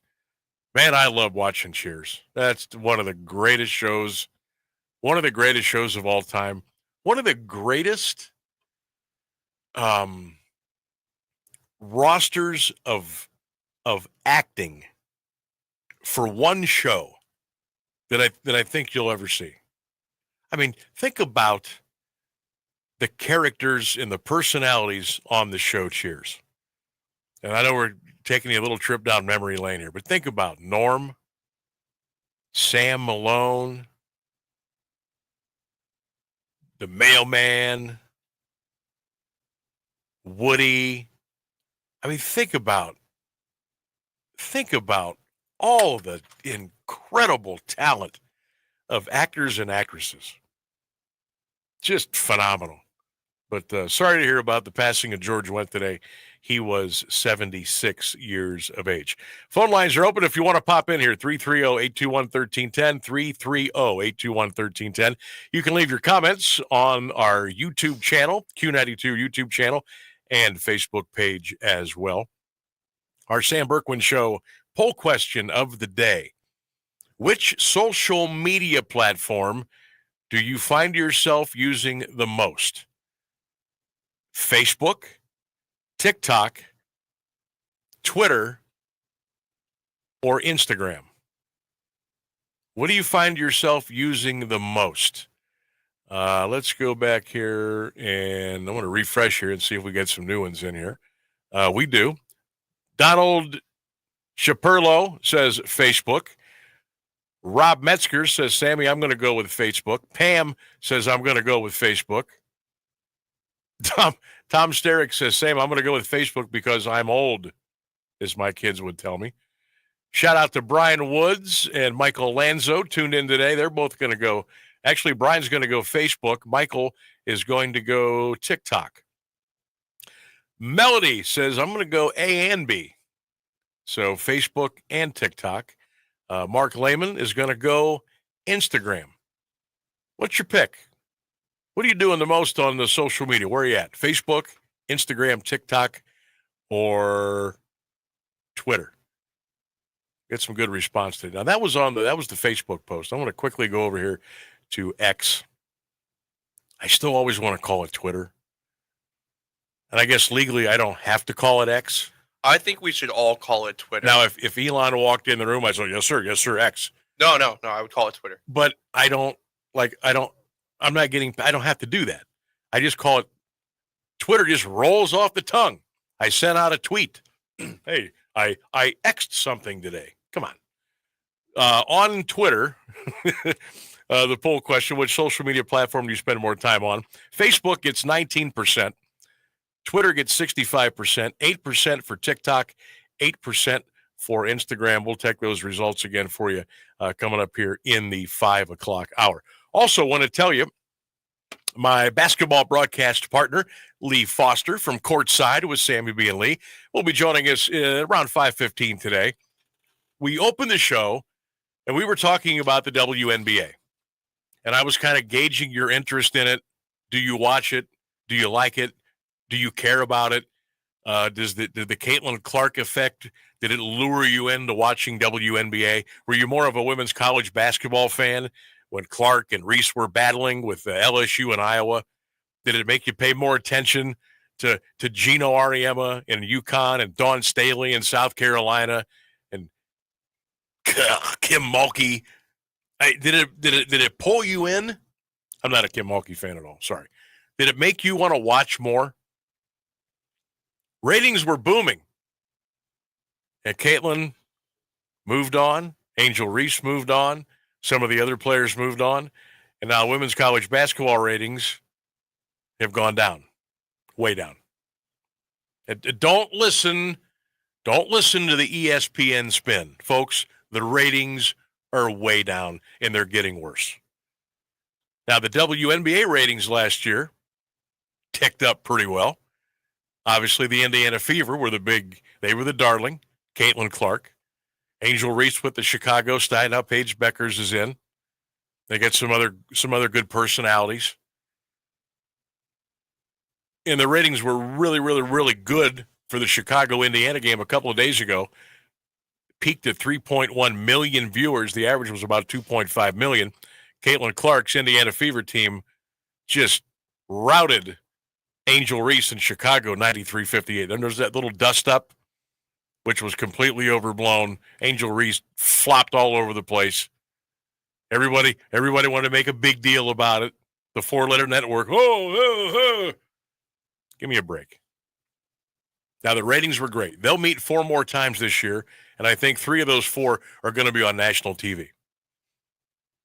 But do you tune in to watch the New York Liberty, the LA Sparks, the Las Vegas Aces? Do you watch the WNBA? Do you care about it? Just kind of wanted to gauge that today. Anyhow, I wanted to bring Lee on because Lee has a partial season ticket plan for the Indiana Fever. His daughter is a huge Caitlin Clark fan. So he got a small season ticket package, and they head over to Indianapolis a handful of times to go watch the Indiana Fever play. So he's there. He's in the arena. He follows women's college hoops at a pretty good level, better than I. And we actually did a podcast about a year ago about where we thought the college basketball ratings for women were headed and would it translate over to the NBA or the WNBA. I thought it was just going to die on the vine. Lee thought it was going to take off. I think we're kind of somewhere in between.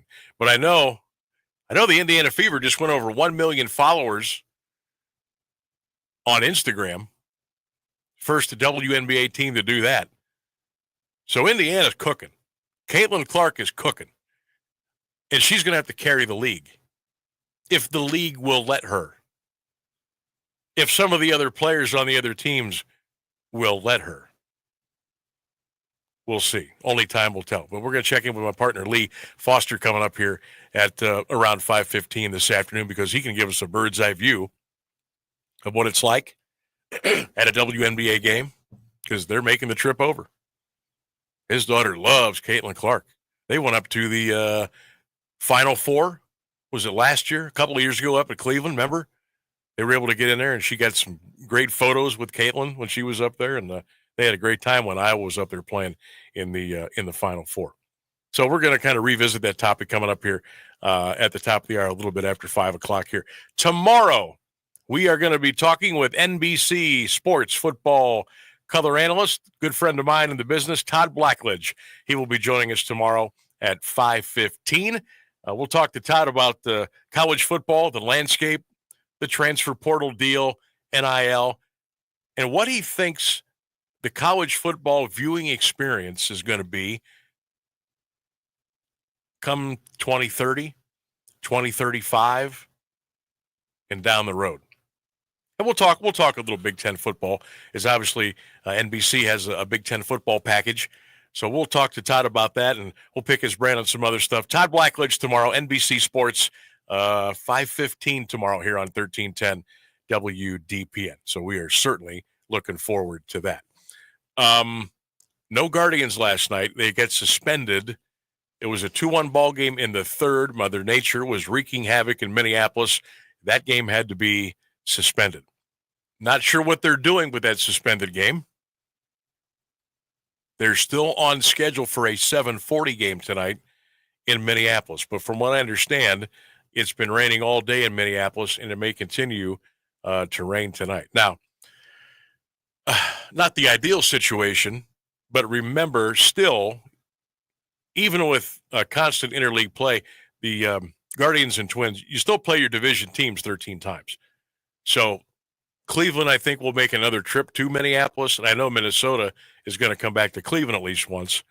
But you'd like to get these games in. You certainly don't want to pile up doubleheaders, whether they're traditional doubleheaders or the day-night doubleheaders.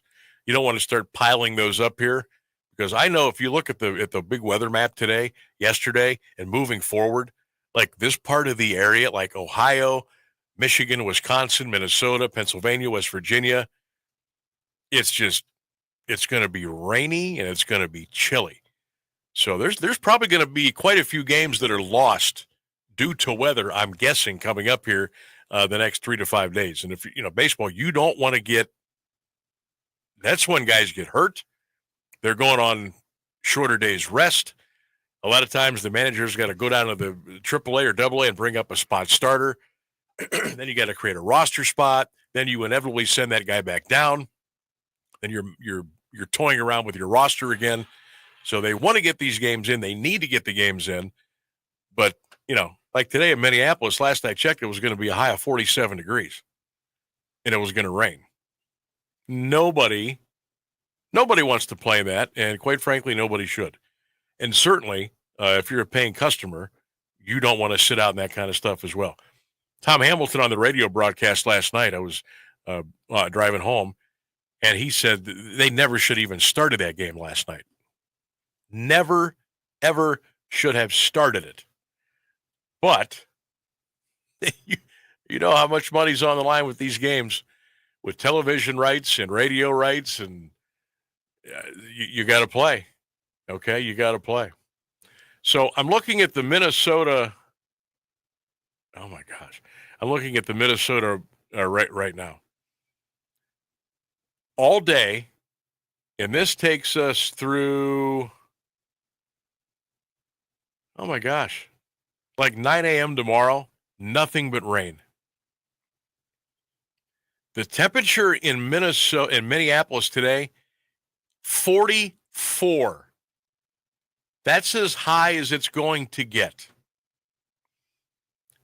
And they're calling for 68% chance of rain tomorrow and a high of 50, and then it's going to dry out. So, I would be shocked if they play baseball tonight. They're looking for around a half of inch of rain, locally heavy rains possible in the Minneapolis, St. Paul area. And tomorrow, again, rain showers, almost 80%. Light rain tomorrow night. Folks, they may not play any more baseball. The Guardians and Twins may not play the rest of the series, and that starts to create a problem. Now, that would rest some of the arms, obviously, and that might be kind of a good thing for the Guardians because they've got the Tigers coming up, and then they have the Los Angeles Dodgers coming up after that.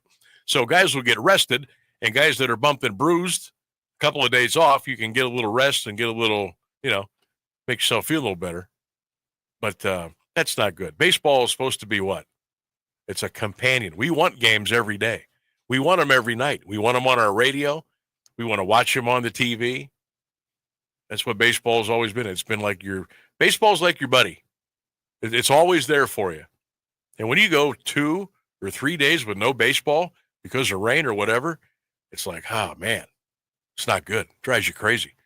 All right, we got 8 minutes till we get to the top of the hour. 330-821-1310. You can text the program at 330-924-7088. We have our Sam Bourquin Show poll question of the day. What social media platform do you spend the most time on? Facebook, TikTok, Twitter, or Instagram? We'll check out the results when we get back. We'll get you on the phones, and we'll take you up to the top of the hour here on 1310 WDPN. Stay with us, everybody. Teachers are dynamic leaders, shaping a new generation. They bring a variety of perspectives from diverse backgrounds, innovating how they teach to prepare students for our fast-changing world. Achieving this takes skill and expertise. They're tireless explorers, creatively discovering a universe of solutions, telling stories, experimenting, inspiring, mentoring, connecting cultures, and connecting with each other. Leading by example. Experience the unique joy of helping students thrive. Teaching is a journey that shapes lives. Are you ready to begin? Explore teaching at teach.org, a campaign supported by the U.S. Department of Education, Teach.org, and 1 million teachers of color. I think we can all agree. Over the last few years, things have gotten weird. Weird, confusing, and at times pretty scary. And for our kids, these things can be overwhelmingly stressful. And can increase the risk for mental health problems as they grow. But there's so much hope. Scientific research and real-life experience tell us that the number one antidote to stress is authentic, trusted relationships. So that's why I. That's why we. That's why I am committed to building and maintaining a trusted space. For the students I influence every single day. Until schools across the country can proudly call ourselves a trusted space. This is a trusted space. This is a trusted space. This is a trusted space. This is a trusted space. This is a trusted space. Access free films and resources to build trusted spaces in your schools and communities at atrustedSpace.org. Get on board. The water is open. It's time to go boating and fishing and leave stress in our wake. Feel the wind as we ride and a fish on the line. Reel in our first catch and feel the sun at our backs. It's get out on the water season. It's time to get on board. Find out where to get on board near you. Visit Take Me Fishing and Discover Boating to learn more. And please recreate responsibly. Get on board. Get on board. When it comes to a gun suicide attempt, all it takes is a moment. Heather and I had an argument just like any other couple. I was lost. I had snapped. I had a gun and I was going to take my own life. Heather helped me realize that there was still a life to live for the better of myself, my family. My weapon is now safely put away. A moment of crisis can happen to anyone. Store your guns, locked, unloaded, and away from ammo. Hear more safe stories at endfamilyfire.org. Brought to you by Brady and the Ad Council. This is the Sam Bourquin Show on AM 1310 WDPN. All right, we got some news. We got a little news over there, Rainsburg. You do. Okay, I thought we had a breaking news thing. Oh yeah, no, I meant there'll be like a little thing on the bottom of the screen. Okay, I got you. You want a soundbite for that? You let me know. Okay, my bad. Okay, here we go. No baseball today. No baseball tonight for the Twins and the Guardians. And so here's what's going to happen. The Guardians and Twins will try it tomorrow afternoon to finish the game that got suspended yesterday. That was halted in the second by rain a second time on Monday. Twins leading 3-2-1 in the top of the third inning. The originally scheduled game for Wednesday will start a half hour after the conclusion of the suspended game. Now stay with me here. The originally scheduled game for today, Tuesday, that will be tacked on as part of a split doubleheader on September 20th, adding a Saturday afternoon game to what will become a 4-game series against the Guardians to finish the final homestand for the Twins in the regular season. So that'll be a day-night doubleheader, the Guards and Twins, on September 20. So tomorrow, they will try again to finish the suspended game between the two teams, and then try to get another game in after that. So Mother Nature is wreaking havoc right now with the Twins and Guardians. So no baseball for Cleveland. So you know what that means tomorrow? No Guardians highlights again for the second day. Man, no baseball again. Now, if you're a player, this is kind of cool. I can rest up a little bit, take it easy on the arm, kick back a little bit. Now they've got all day and all night now to go out and get into trouble if they wish. I don't think I don't know. Who knows nowadays? But it's usually the baseball, because you're in the town or you're in the city for at least 3 days, sometimes 4. Guys will go out and have a little good time. Some will just stay in the hotel. Some players bring their wives, bring their families, and they'll just kind of hang out and maybe see the city or, go check out a movie, go to the mall, go out to eat, something like that. But, but you're a Major League Baseball player. You are conditioned pretty much to every day, whether it's playing a game, BP, some fielding practice, some light lifting, stretching, watch some film of yourself in the cage. You're programmed every day. You get in a routine. And a lot of guys, you would think that, oh, boy, that's a welcome break. Nah, these guys are creatures of habit. Most of them, I would say 95% of them, they want to be doing something every day. Play, practice, stretch, lift, film, something that has to do with baseball. You know, it's a long season. It's 162 games. I think they play between 30 and 35 games in the preseason down in Florida or Arizona. Then the 162. And then if you make the playoffs, you play more games there as well. But your condition, it's a routine, it's a habit. You just want to be doing what you love. And when Mother Nature comes in there and takes it away from you, some of these guys, they're probably going out of their minds. I mean, they'll find something to do, but they'd rather be putting the uniform on and going out there and playing. Now, I will say this. When it's 43 degrees and a cold rain and wind, I might want to pass on that. I would almost rather play in snow flurries than like 40 degrees in a cold rain and wind. Honestly, I'd rather play in snow than that. It's not conducive to playing, and certainly you feel bad for the people that buy the tickets. To sit there, it's different sitting in those kind of elements watching football. It's just different. You don't want to sit in the stands and watch a baseball game for 2.5, 3 hours in that kind of weather. It's brutal. It is absolutely brutal. So no Guardians, no Twins today. They will try it again tomorrow. We've got the news. We got the weather coming up at the top of the hour. My good man, Lee Foster, courtside, and Sammy B and Lee will be joining us around 5:15 this afternoon. And we'll talk to Lee about WNBA games in person, television ratings, Clark versus Reese. And we'll get into that with Lee coming up. We got our On This Day in Sports History. We have our Sam Bourquin Show poll question of the day and a whole lot more coming up. The news is next to the top of the hour. Stay right here. An Alliance tradition for over half a century. You can always count on WDPN Alliance. ABC News, I'm Michelle Franzen. A new ground-based and space-based missile defense system in the U.S. is one step closer to reality. President Trump at the White House announcing the initial plans for the Golden Dome Missile Defense Plan.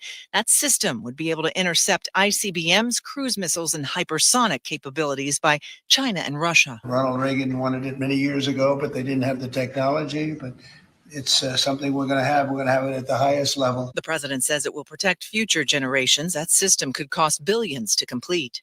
A fourth employee at the Orleans Parish Jail has been suspended after 10 inmates escaped the jail last week. It includes a maintenance worker who allegedly told authorities he shut off the water to a cell's toilet. 6 escapees are still on the run and considered armed and dangerous. And Hollywood is mourning the loss of George Wendt. The actor, best known for his role as Norm Peterson on the hit TV series Cheers. This is ABC News. Summer is calling, and guess what? Macy's has the answers for every adventure, with new swim trends and sandals to take you from the beach to the beach bar. Plus, linen suits from Tommy Hilfiger and Michael Kors, and dresses from CC to take you from brunch to the dinner party. Even better, get it all for 25 to 60% off at our Memorial Day sale. So wherever this season takes you, make Macy's your first destination. But hurry, the sale starts Wednesday. Savings off sale and already reduced prices. Exclusions apply. This is the story of the one. As a safety manager at a manufacturing plant, he does everything he can to keep his coworkers safe. From finding ways to reduce risks to keeping safety supplies in stock. And for that, he relies on Grainger.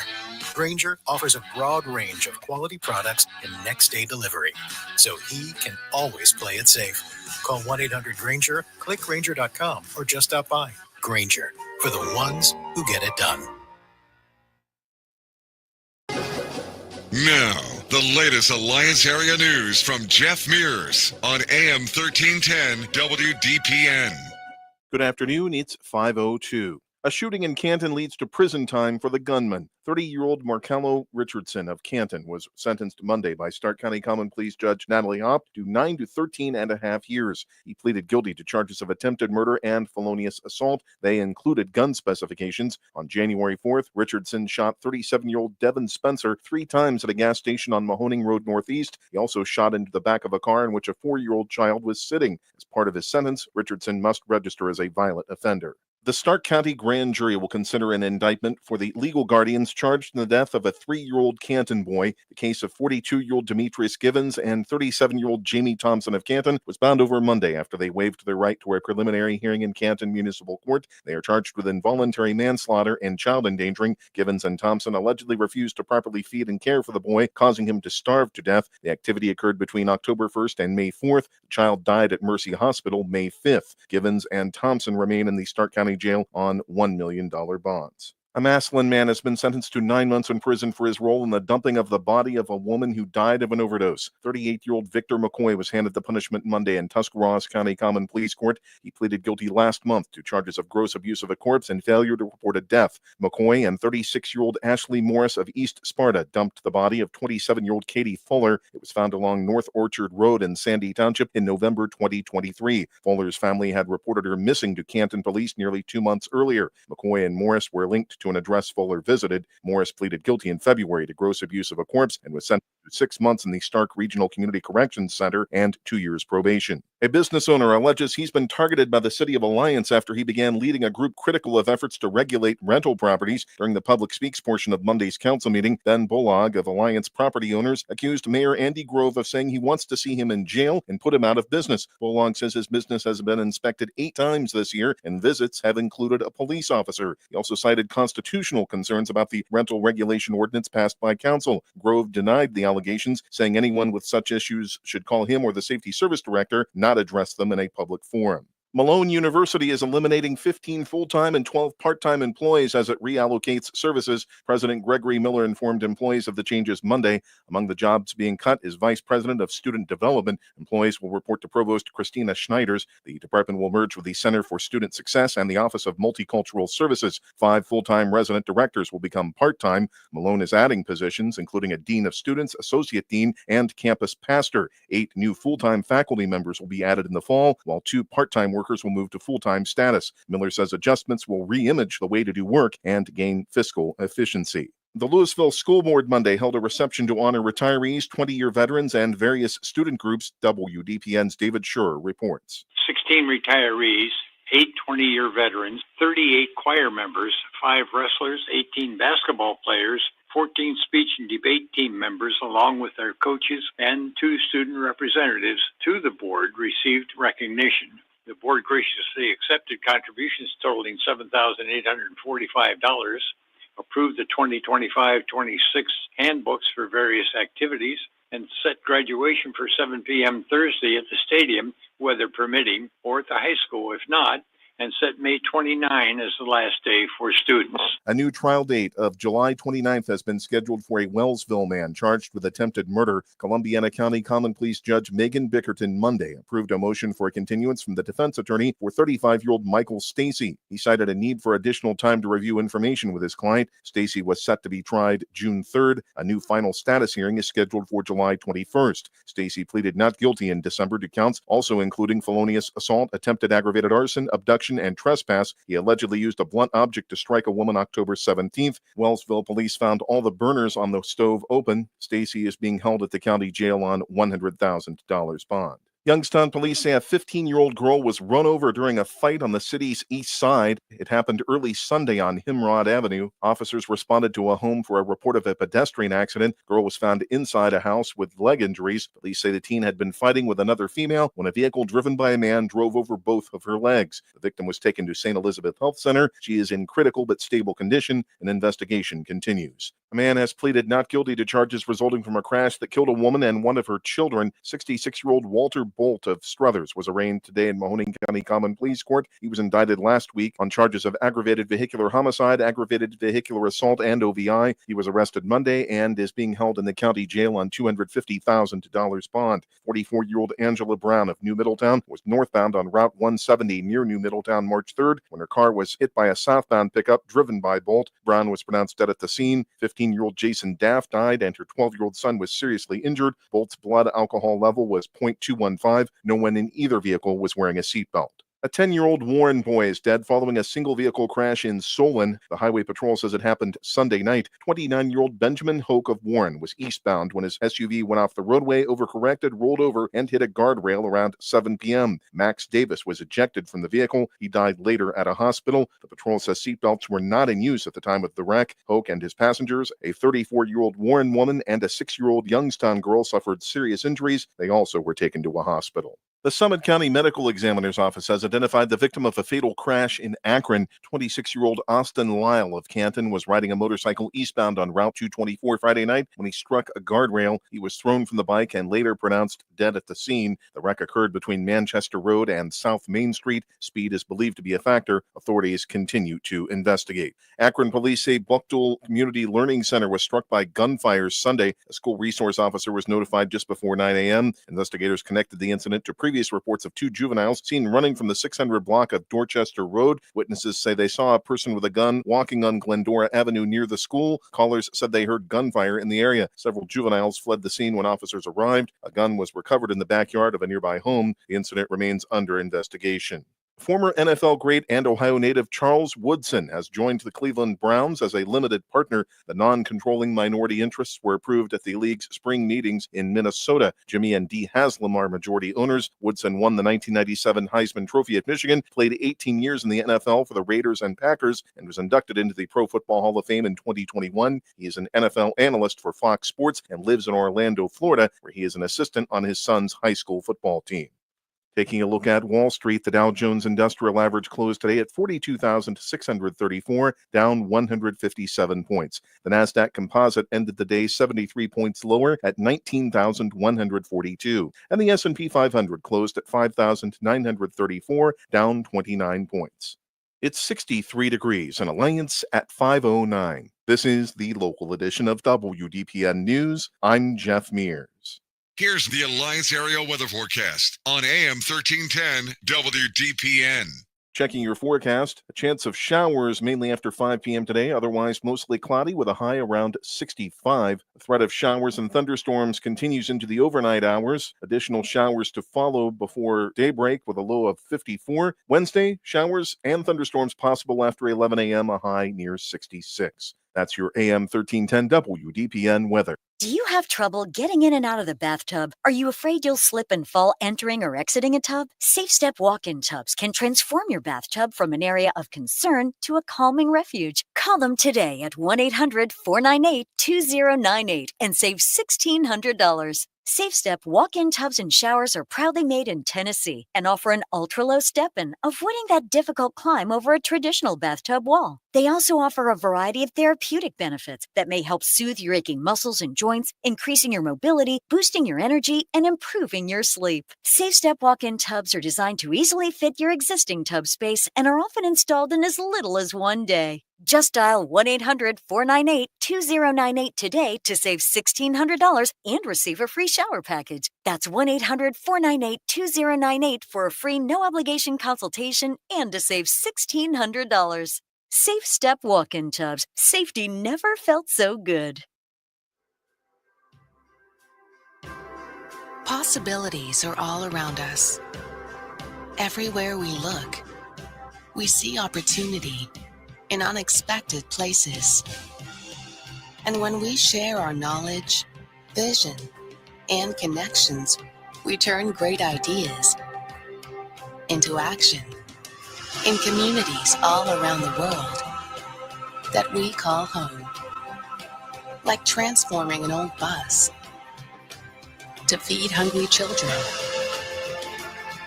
or providing life-saving equipment to those who need it most. From fighting disease to rebuilding schools. Together, we can make real change happen. We're Rotary. We are people of action. Get involved today at rotary.org/action. We are the keepers of the wild, America's original and most invested conservationists. For more than 80 years, we've been committed to conserving wildlife and the natural landscapes that define our nation. From rugged alpine ridgelines to peaceful tall grass prairies, we've supported the conservation of more than 36 million acres of American wildlands. Our funding has led to cleaner water, fresher air, and improved wildlife habitat. From abundant fish and waterfowl populations to robust deer and elk herds, nothing is more important than maintaining wild spaces for adventurers to explore and wildlife to thrive. We are America's hunters and target shooters, stewards of the American outdoors. America's hunters and target shooters, along with firearm, ammunition, and archery manufacturers, have invested more than $46 billion to help state fish and wildlife agencies manage and protect wildlife and wildlands across America. For more information, visit outdoorstewards.org. Live from the AM 1310 WDPN studio, it's time for live and local sports talk. It's the Sam Bourquin Show. I'm ready. Give the show a call at 330-821-1310. Good call, meatball. Watch the Sam Bourquin Show on the AM 1310 Facebook page, the Q92 YouTube page, and on X. This is the Sam Bourquin Show on AM 1310 WDPN. Hey, howdy, how do? Welcome into the Sam Bourquin Show, hour number 3 here on 1310 WDPN. Phone lines are open. What do you say? Let's have a little chat. Let's chop it up today. 330-821-1310. That's 330-821-1310. You can always text the program as well at 330-924-7088. No Guardians, no Twins, no baseball today. Rained out again. They'll try it again tomorrow afternoon to finish up the game that was suspended yesterday. And then they will try to play a game after that. The game that was rained out today will be tacked onto a doubleheader. That'll be a day-night doubleheader September the 20th between the Twins and the Guardians. Sad news today, George Wendt. You remember Norm from Cheers? George Wendt passed away at the age of 76. Don't forget, coming up here in about 15 minutes, 20 minutes or so, we're going to have On This Day in Sports History. And again, my partner, Lee Foster, will be joining us here in just a few minutes. I'm sending out the alert now that we are calling. Don't tell me we did the wrong number again. There's no way. You never know. And so it goes on this Tuesday. And so it goes. All right, we've got rain in our forecast tonight. Tomorrow, we're going to be in the 40s for a high. How's our phone number situation going over there? Wrong number again? Between both of us, did we read the number wrong? You've got to be kidding me. Anybody can hear me from over here. Nobody's perfect. Now read that, no, don't read it. No, not read it out loud. We want to read Lee's number on the air. But I know that's the right number. I just texted him a couple of minutes ago. I think somehow we wrote the wrong number down again. Uh-oh, he did. Hey, so that's twice this week now. I wrote the wrong number down, and now Rainsburg wrote the wrong number down. We're calling you, shooter. We're coming, buddy. In the meantime. I'm only slightly dyslexic. In the meantime, we will be catching up with some high school baseball coaches coming up later on this week. Going to try to talk a little Glen Oak baseball, some Alliance baseball, maybe some Jackson baseball. We talked a little Central Catholic baseball yesterday with Dan Mazzarelli. By the way, if you missed our interview with Aiden Longwell yesterday, you can go back and listen and watch anytime on the Q92 Radio Facebook page and YouTube channel, and the same with the interview with Maz. You can go back and catch that as well. And if you haven't made any plans yet, make sure to hang out with us at the 2025 Hall of Fame Ribs Burn-Off that is coming up this weekend over at the Pro Football Hall of Fame. Much, much, much more information on that coming up as we get closer to the big event. All right, we opened the show today because we didn't have any baseball yesterday. No highlight. We had, you know what I'm saying? No NBA playoffs, one hockey game. I figured let's take a little deep dive into the WNBA. So we opened up the show with that today, talking about, Caitlin Clark, Angel Reese, the big rivalry there. We've been talking about television ratings, attendance at the games, the women's college basketball game. Where's it headed now? Then a lot of their stars have graduated and gone on to the WNBA. And we were just kind of throwing it out there. Are you intrigued at all by the WNBA? Do you ever watch it? Have you grown to make it a part of your television viewing, even in the summer, spring and summer? Or do you just not give a crap? Do you just not care? It's just you don't want to do it. We had some calls. We had some people were like, I don't know, and I don't know if. Of course, there's a franchise coming back to Cleveland here soon. Remember, the Cleveland Rockers used to be here. They folded before, and now Dan Gilbert found a way to get them back.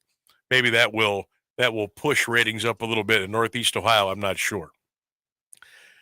But is Caitlin Clark and Angel Reese enough to make you tune in to the WNBA? Indiana Fever, they pack their place every game. Their TV ratings are pretty good. 5 games this year with Chicago and Indiana, all are going to be on national TV, despite Indiana beating Chicago by almost 40 the other night. Then there was that little dust-up with Angel Reese and Caitlin Clark. And, of course, ESPN and some of the mainstream media made a whole lot more out of it than there really was.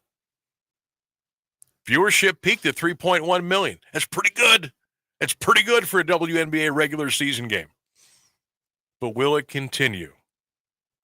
Will it grow? Will it keep growing? Will people be interested that have not been in the past? Lee Foster, he's heading over to Indiana a couple of times, taking his daughter over to watch Caitlin Clark in the Indiana Fever. He gives a bird's eye view. He joins us here on the Sam Bourquin Show, 1310 WDPN. Partner, how you doing this afternoon? Hey, partner, what's up, buddy? What's going on? Is it raining yet? No, not yet, but it looks like it's coming. It's coming. All right. Well, make sure that the soccer practice does not get interrupted by rain over there. We can't have that. All right. No, you got it. We can't. Okay. So you and I was telling our listeners last hour that you and I actually did a podcast about a year ago, and we kind of got into women's college basketball, the WNBA. You thought it was going to skyrocket and take off. I said it's going to go back to being nothing after some of these girls move on and go to the WNBA, and maybe that will translate to ratings. I don't know. You go to games. You're right there, man. What's the state of the WNBA to you right now, and what do you think it is to just the casual fan? Are people interested, or is it just for Caitlin Clark and they don't care about the rest? What are we doing here in 2025 and at the end of May? Yeah, I mean, those are all good points. I think at a point in 2024-25, WNBA is, as strong as it's ever been. But to your point as well, Caitlin Clark is the driving force of that, right? Like, the only thing that I can relate what she brings, like, she's a captivating athlete. Right? Mm-hmm. Like, it's LeBron in Northeast Ohio having to move games to Akron U and shutting down the Jar and the shot and scene in Columbus and its sellout. It's the lure of her. And in lieu of that, we've had some other really good players come through. Paige Beckers is playing well in her first 2 games. Mm-hmm. Juju Watson got hurt at USC. They do those full court press documentaries on ESPN. So, I'll get out in front of it and say, obviously, my household, because of my daughter, are massive Caitlin Clark fans, and we've got a partial season ticket package out to the Fever. But anything she's involved in seems to just turn to gold. And I tell you what, when you go out to Gamebridge and you're locked, we saw her in Columbus too. So we went down in 2 Januaries ago and saw her down there. And didn't you go to the Final Four too? So no, that's how I ended up. That's how I ended up with Fever tickets. Oh, I thought you went to the. Okay. No, so the Final Four came to Cleveland. My daughter says, "Dad, I'd like to go." And down at the queue, they're selling Loudville tickets for like $1,500 a piece. Right. And I'm like, sweetheart, we're not dropping $3,000 to sit in the nosebleeds. Our 80-inch TV is a heck of a lot better than that. And then I started looking, and she hadn't been drafted yet. So I actually bought the season tickets. I got 10 games. And then she gets picked. And then, we went up to 4 games in Indy last year. Okay. I thought so. Gamebridge is a fantastic place to watch a game. The crowd is outstanding. Downtown Indy is electric. And, I can't speak to every franchise and all their home games and what they bring, but I'll tell you in Indy, when 22 is on the floor, that place is rocking. Well, and I'm glad you brought that up, Lee, because that's my point. I know the field house rocks in Indiana. Yep. It ain't like that anywhere else. Like the New York Liberty draws okay because it's New York and there's a million people in the area that can go. LA Sparks draw a little bit, but it's LA and they're still not even filling their place half. The Las Vegas Aces, a pretty good team. The Connecticut Sun, and some of the other franchises. I'll look at the box score and I'll see 2,300. I'll see 3,145. Can she carry this league like for the next 10 to 12 years? I think so. I mean, I think as long as she plays, she could go down as one of the most historic female athletes, of any generation, not just our time. But I think if she's in your town, I think people are showing up as long as her play obviously stays at a tip-top level. Similar to how LeBron is, right? LeBron comes back to Cleveland, it's always sold out, or he goes anywhere. People want to see him, or Kobe's farewell tour. And obviously we're putting the cart ahead of the horse there with Cleveland, right? But thus far, looking at what college arenas did for 2 years and what WNBA arenas have done for a year now, just plus getting in the start of the season, I would say, yes, she can carry it. Hopefully there can be more female basketball players that come through that help carry that torch a little bit. You know what I mean? Even be it Angel Reese or a Paige Beckers or Juju Watson, whoever that could be. But I think the women's game is as good as it's been, but is the eye fair or the views going to be there anywhere that 22 is not on the court? I'm not positive on that. I would say it's not going to be as good. But hopefully some of these other women can elevate their game and obviously go head to head with her and see what we can do with it. I'm just interested to see how that goes. And I like Cleveland's going to be having a team here coming up, I think. I know they're getting a women's soccer team. I thought the Rockers were coming back. So we'll see if that generates some interest as well. Lee Foster, my partner, my guest, courtside with Sammy B. and Lee, joining us here on 1310 WDPN, the Sam Bourquin Show on a Tuesday afternoon.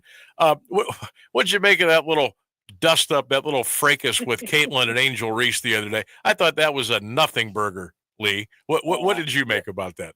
Well, yeah, I agree with you. And there's so much media out there right now.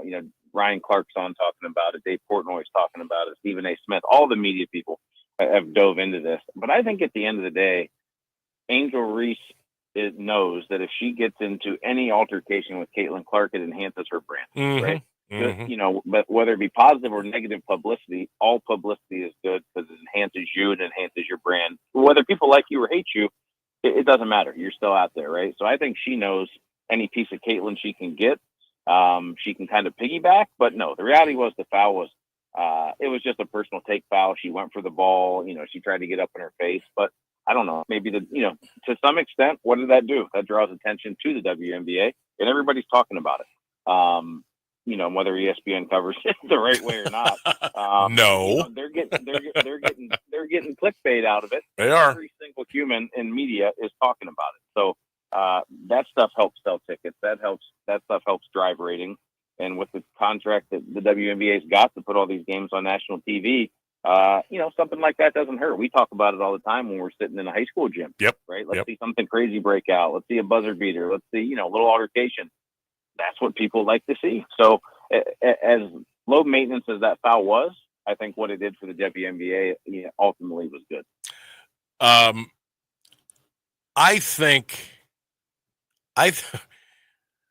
don't think Angel Reese is that good. No, she's a bricklayer, Lee. And she gets all these rebounds. Well, hell, if you're shooting 30 and you miss 27 of them, you're bound to get a couple of rebounds. I mean, if she wants to look, I don't know what her end game is. I think she's more along the lines of she wants to wear the fancy dresses. She wants to do the provocative posing, and she's all about the Angel Reese brand. And I get it and I understand it. But to force this rivalry in the WNBA, which I guess it existed in college because of they met for the title and there was the hand in the face and this, that, and the other. Okay. Right. But now, I mean, this is just Caitlin Clark runs circles around Angel Reese, and it's not even close. Well, no, and I think in college, to your point at LSU, the surrounding cast or supporting cast that Angel Reese had at LSU compared to what Caitlin had in Iowa was not even close. Right, right. They had Flau'jae Johnson. They had another big girl. I mean, they were loaded, and obviously Kim Mulkey. As much as I'm not a fan of her, she obviously can coach ball, right? And they had a great team. But no, I think yeah. To your point, she's just looking for fanfare. She's looking for clicks. She's looking to get her name in the media because Caitlin gets it all the time, and she doesn't. So I think it's her own, little internal competition or way for her to find a way to get somebody to talk about her.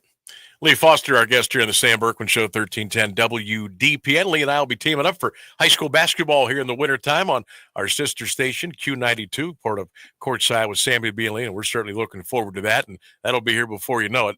I'm ready. So with the WNBA now, they're going to expand. They're going to have a couple more teams coming in. They're in some pretty big markets, Las Vegas, L.A., New York, Connecticut, Chicago. And of course, the NBA is pretty much footing the bill. They've kept this league alive for as long as they have. Do you think, Lee, at some point, say Caitlin's 5 years in, and say she's setting it on fire, and say Paige Beckers really turns it on, and the expansion teams, there's a couple of teams that really play well and draw well and are hitting the social media. What's the limit for the WNBA as far as fan base, ratings, clicks? Where's that headed? Will it ever get to be as big as they are telling us it's going to be, or is it going to kind of hang somewhere in between? It worries me if they're going to expand to too many teams, because now you need too many players to be good. Right. And now the product gets watered down. Yeah, there's only so many superstars, even in the NBA, right? There's certain teams that are better, but there's only so many that are your top 5 or top 10 guys. So more teams to me, I'm not sure is the answer. With the NBA supporting it, like you just mentioned, which is a great point. And we see this in the local gyms, right? Girls basketball in Stark County is not attended very well, right? When was it attended better? When there was great teams that go to Final Fours, or Kirsten Bell or Taylor Micah that was playing. Exactly. There was a player that drove attendance. So could the NBA develop a product kind of similar to how high school runs some things? Like, could you have a doubleheader? Let's play Fever Pacers back to back with 2 hours in between, same day. You know what I mean? I think that'd be fantastic. Yeah, where you package a ticket, where it's you one entry fee. Obviously, you're going to pay a premium for that, but that's going to increase ticket sales for the WNBA too. Even in New York, even in obviously Vegas doesn't have a NBA team, but in enough cities that that have teams in both places. Dallas has it. I think that would kind of be a cool way to put those two together and let them kind of share the day and the stage all in one day and broadcast it live and local on all over ESPN or ABC or wherever they want to put it. That's a good idea. You ought to get into promotions, man. Telling you, you got the market corner. Hey, we got to get to the bottom of the hour news and weather real quick. Who wins the NBA championship? Oh, NBA championship. Oh my gosh. All right, here's my wild prediction. Give me the Knicks. Ooh, okay. You're going the Knicks. Okay. I'm going to ride the little guy. Give me Jalen Brunson getting in there. Oh, I love that guy. Give me 5 Jalen Brunsons compared to what we have up in Cleveland. A guy that wants to go out and fight and play hard. Give me that guy. Yeah, you mean he won't sit out with a toe injury? Gee, many Christmas. Don't even get me started. Shooter, always good to catch up with you, brother. Take care. All the best to the family, and we'll chop it up here down the road. Thanks, partner. Talk to you soon. There you go. Lee Foster joining us here on the Sam Bourquin Show. I am late for the news and weather. Let's go.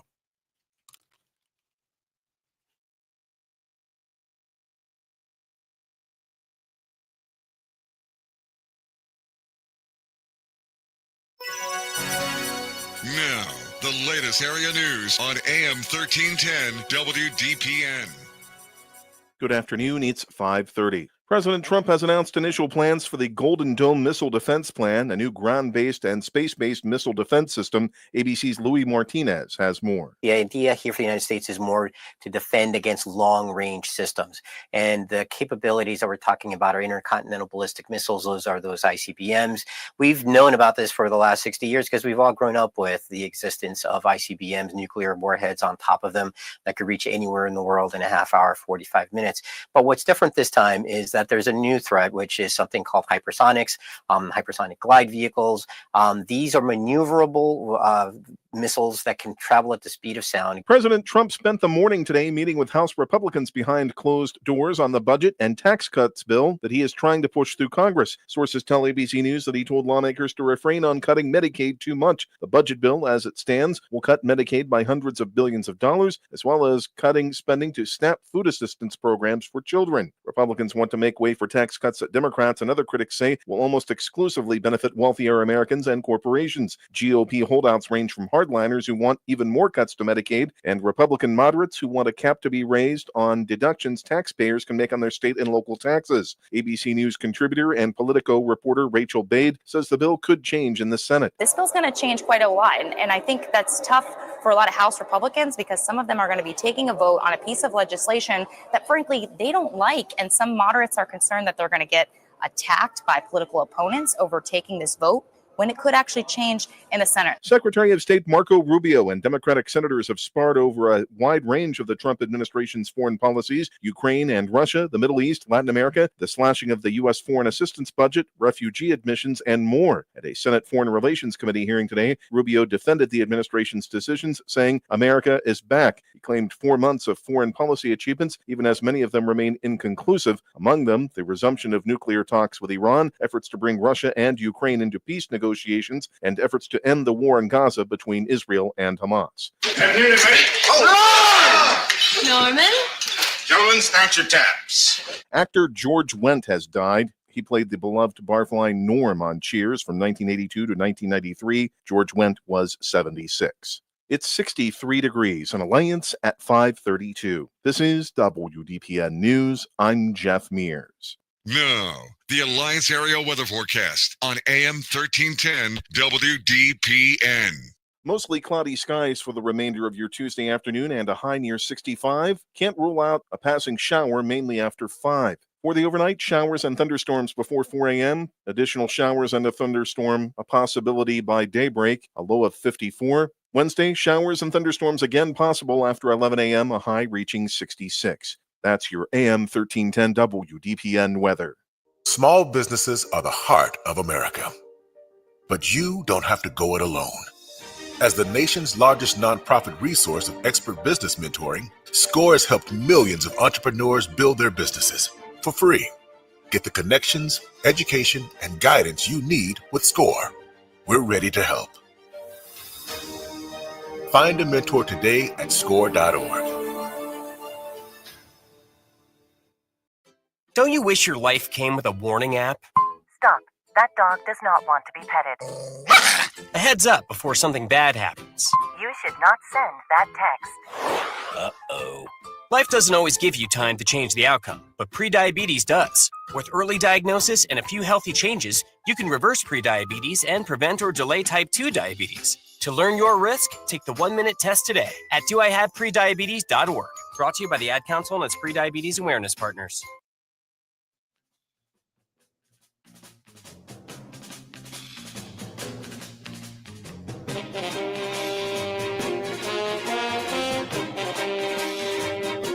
And we're back here on the Sam Bourquin Show. It is time for On This Day in Sports History. On this day in 1922, Babe Ruth and Bob Measle. That's just what it says. Bob Measle returned to the Yankees lineup. They had both been suspended on October the 16th, 1921. They didn't get back on the field until 1922. May the 20th. That's wild. On this day in 1948, Jolton Joe DiMaggio hit a single, double, triple, and a home run in the same game. It was the second time he hit for the cycle. On this day in 1959, the Yankees were in last place.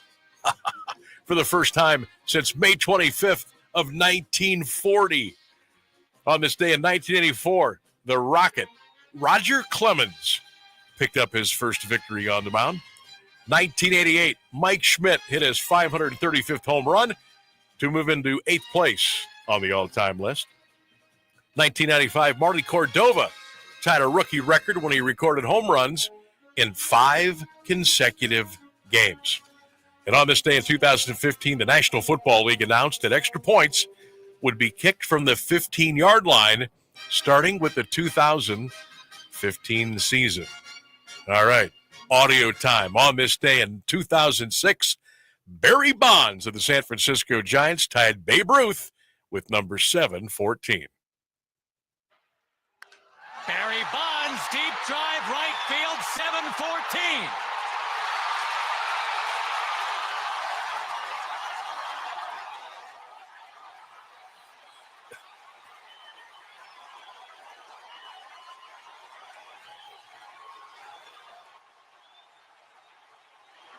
It happened 9 miles across the bay, not in San Fran, but here in Oakland. And Mike, how he got here and who the man is, those are discussions for some other time. Today, it's only the matter of what he has done. Barry Bonds has tied Babe Ruth 714 home runs. And he did it in Oakland, right across the bay from San Francisco. And on this day in 1991, now Jeff Reardon, then of the Atlanta Braves, he picked up his first save. Now, he would get his 300th career save on this day in 1991. I went back and picked up his first ever save because I wanted to hear the voice, the play-by-play voice of the Braves back then on TBS, and that, of course, was Skip Carey. He struck him out! Jeff Reardon has saved more games than any pitcher in Major League Baseball history.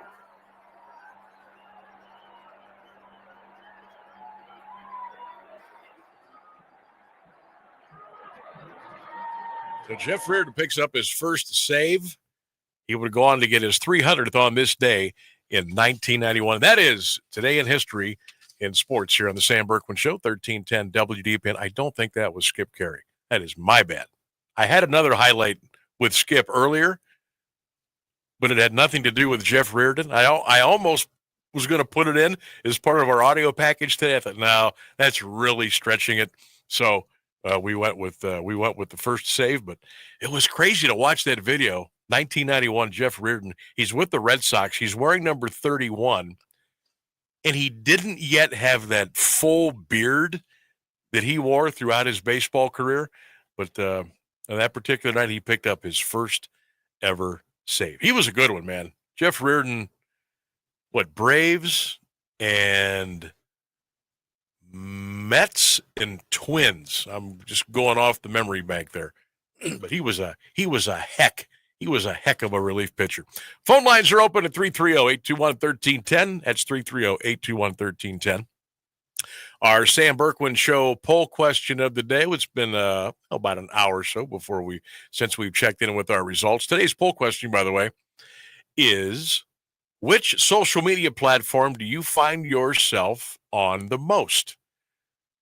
Which social media platform do you find yourself on the most? A, Facebook, B, Twitter, C, TikTok, D, Instagram. Now, I posted on X and I posted on Facebook. The results on X, 64% go with Twitter, 21% Facebook, 7% TikTok, and 7% on Instagram. Now, the exact same question, the exact same poll question quiz on Facebook. Completely different. It's almost like 80% going with Facebook, and then Twitter, Instagram, then TikTok is kind of pulling up the rear. Brian Wood says, Sammy, I'm going to go with Facebook. Michael Lanzo, Michael, hope you're well. He says TikTok. He's going to go there. Melanie says TikTok and Facebook. Mark says Instagram. Eric says the gram. John says Facebook. Jeff, Facebook.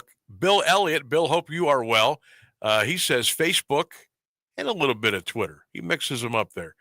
Diane says Facebook, Doug Facebook, Lori Facebook, and Carl and Bill and Timothy and Joseph all going with Facebook. Kim says, give me Instagram. And Mike says, I do Twitter more than anything. And then I thought, well, you know what? Since I brought the question up, I should probably throw my answer into the hopper too. And I would say right now, oh man, Facebook and Twitter, or Facebook and X, for me, it's about 50-50. It's about, I would say Facebook maybe a little bit more than Twitter, but not much more. Then TikTok, and then Instagram is last for me. And I don't know how that happened. And if you would have told me a couple of years ago, I would even be on TikTok, I'd said, you're out of your mind. But I am, and I use it, and I watch more TikTok than I do Instagram as far as photos and pictures, and I use it more for, promotions of shows and the radio stations and things like that. So that's where I'm at. Now, it's interesting to chart this with the age groups. And Ryan and I had this discussion in the 3:00 hour. TikTok probably for the younger, Instagram for the younger, and I don't mean 10, 12 years old, but, high schoolers, college, maybe a little bit older. I think Instagram is probably for some of the folks maybe, and the older demographic. And then, Twitter or X. A lot of people were kind of slow to get to that. They were like, okay, I'm going to do Facebook and that's it. People said, don't bother me with Twitter. Don't bother me with TikTok. Don't bother me with Instagram. Obviously, people, I think, aren't even willing to admit that they spend as much time on these platforms on social media as they do. For one, I would probably be embarrassed if I went back and I got statistics for the amount of time in a 24-hour day that I am on 1, 2, 3, or all 4 of those platforms, and the amount of time I spend on them, I would probably be embarrassed to tell you. So guess what? I'm not going to go look at those stats because I don't even want to know. And I don't know if it's because of the business, because we're always promoting, we're sharing, we're doing poll questions, we're doing videos, we're uploading photos, we're posting results, highlights of games, and that's mostly what I use mine for, is for, promotional for stations that I'm at, or, if I run a poll for a quiz or for a show or something. I don't really do a lot of personal stuff on social media. Like some people are like absolutely starved for the attention, which, whatever. If that's what you want to do, that's what you want to do. But most of mine is like promotional stuff for games, the show, to drive interactions, comments, and stuff like that. I do a little bit of personal stuff. I'll put pictures up of the family if we're on some photos from a vacation site, or, some random, where's everybody eating tonight, or are you out doing lawn work, yard work, something like that. That's just me. But I know a lot of people, my God, they're posting everything they do all day on every social media platform. And it's like, really? Okay. If that's what you need to get through the day, then go for it. But man alive, some folks out there, it's crazy. It's crazy the amount of stuff that they put up there and post. But to each his own. Also, we stumbled upon it, and it wasn't a part of the show today, but we got on to the landline. If you still had a landline in your house, and with the cell phone craze that has just boomed the last couple decades, I don't even know how we got on this topic. You remember why we even brought that up? Was no. it? Not, honest to God, I don't remember why it even came up. But then I thought, well, while it's out there, I would ask for somebody to call us on a landline. And Jim in Akron actually called the show on a landline. Respect to Jim. He and I knew within his first 5 words, because it was so clear, I said, he's on a landline. I could tell. And it was just crazy to me how many people still have landlines. Now, we have one at our home. I have lost that battle. I've given up. So we will continue to have one. But do you still have a landline? If you do, how long have you had it? And do you think you'll ever get rid of it? 330-821-1310.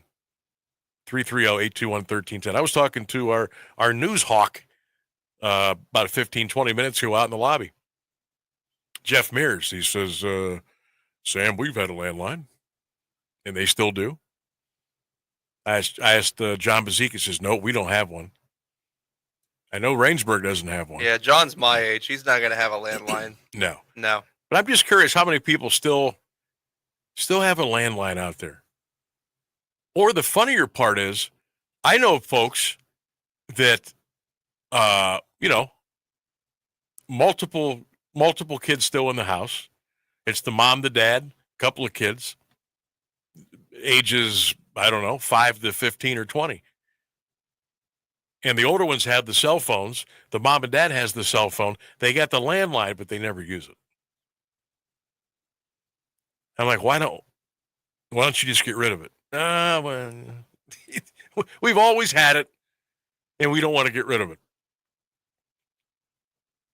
But I've been trying to get rid of ours for 15 years, and I've lost that battle, so I've given up. Yeah, I haven't used my landline in 15 years.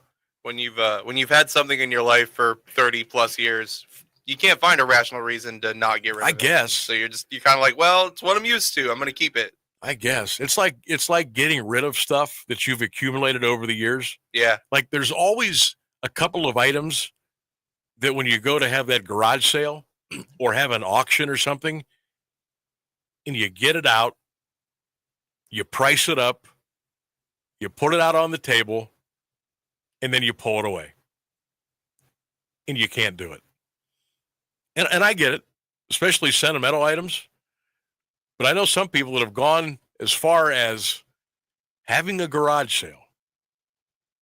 Loading up the garage, they get the big card tables, they dress it up, they put prices on everything.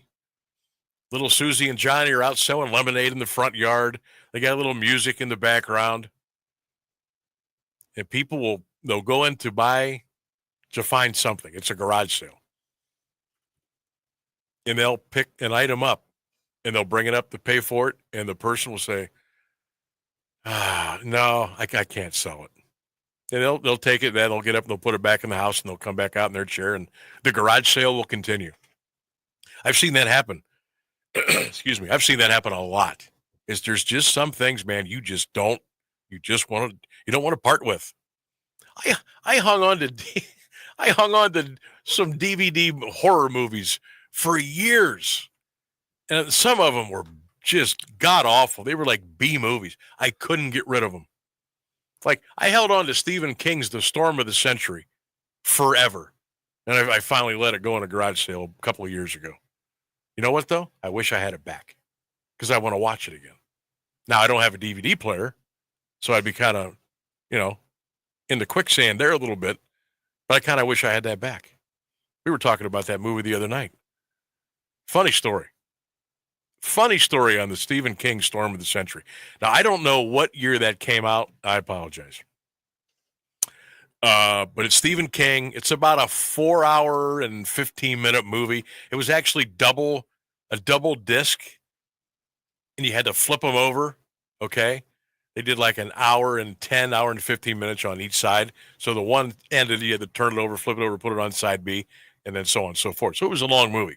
I was captivated by it. Some people didn't like it. They said, oh, it's too long. It takes too long to get to the point. I thought it was really, really good. I'm a big Stephen King fan, movie-wise. And there is this character. His name is Andre Lenoge. And he was the guy, he was the bad guy. He was the quote unquote, he was the devil in the movie. And it got to the point where there was this huge storm. The power was out. It was Little Tall Island in Bangor, Maine. That's where this was filmed. And it was a terrible snowstorm. The power was out for days. People couldn't get in and out of the island. It was the storm of the century.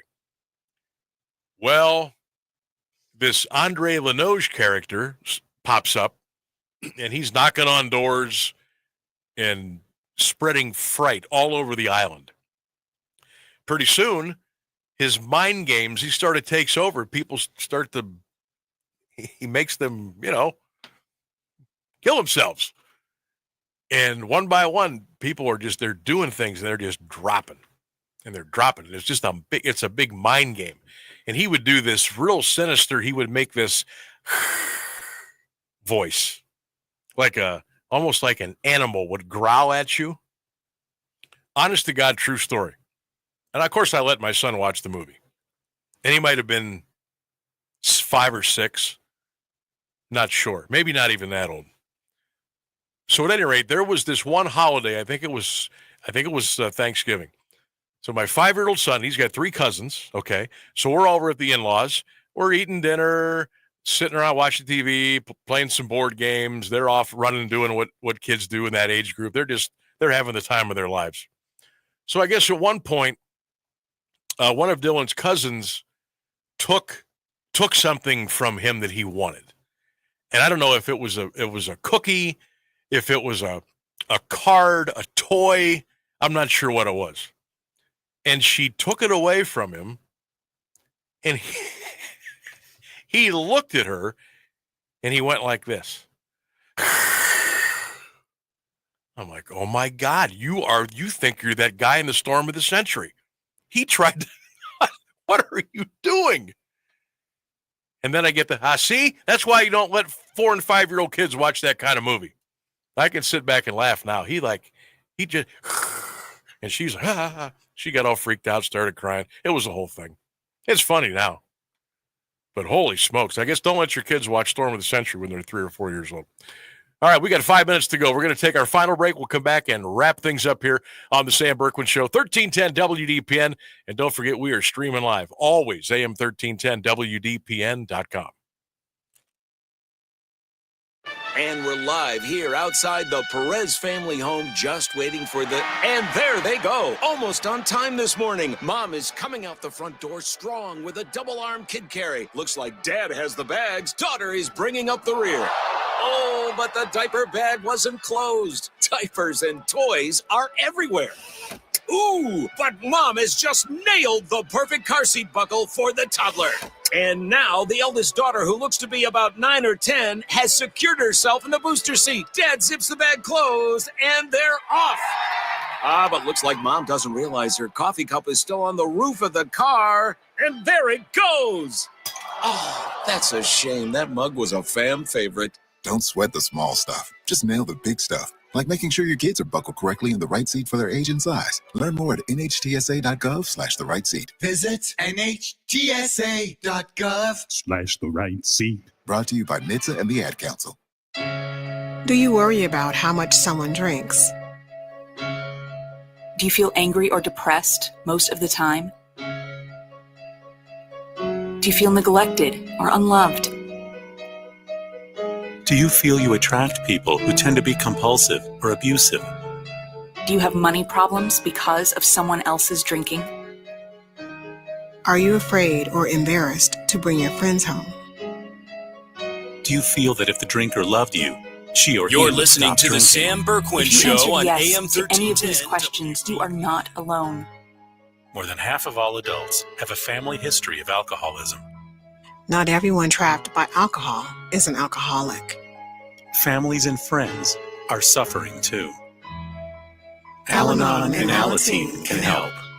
Call 1-866-200-0223 or visit alanon.org/help. You're listening to the Sam Bourquin Show on AM 1310 WDPN. Welcome back. We got about 4 minutes left of the show. Stephen King's Storm of the Century. I just looked it up real quick. It came out in 1999.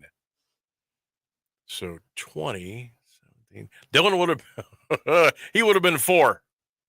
He would have been 4. My God, what a bad parent. What a bad parent I was.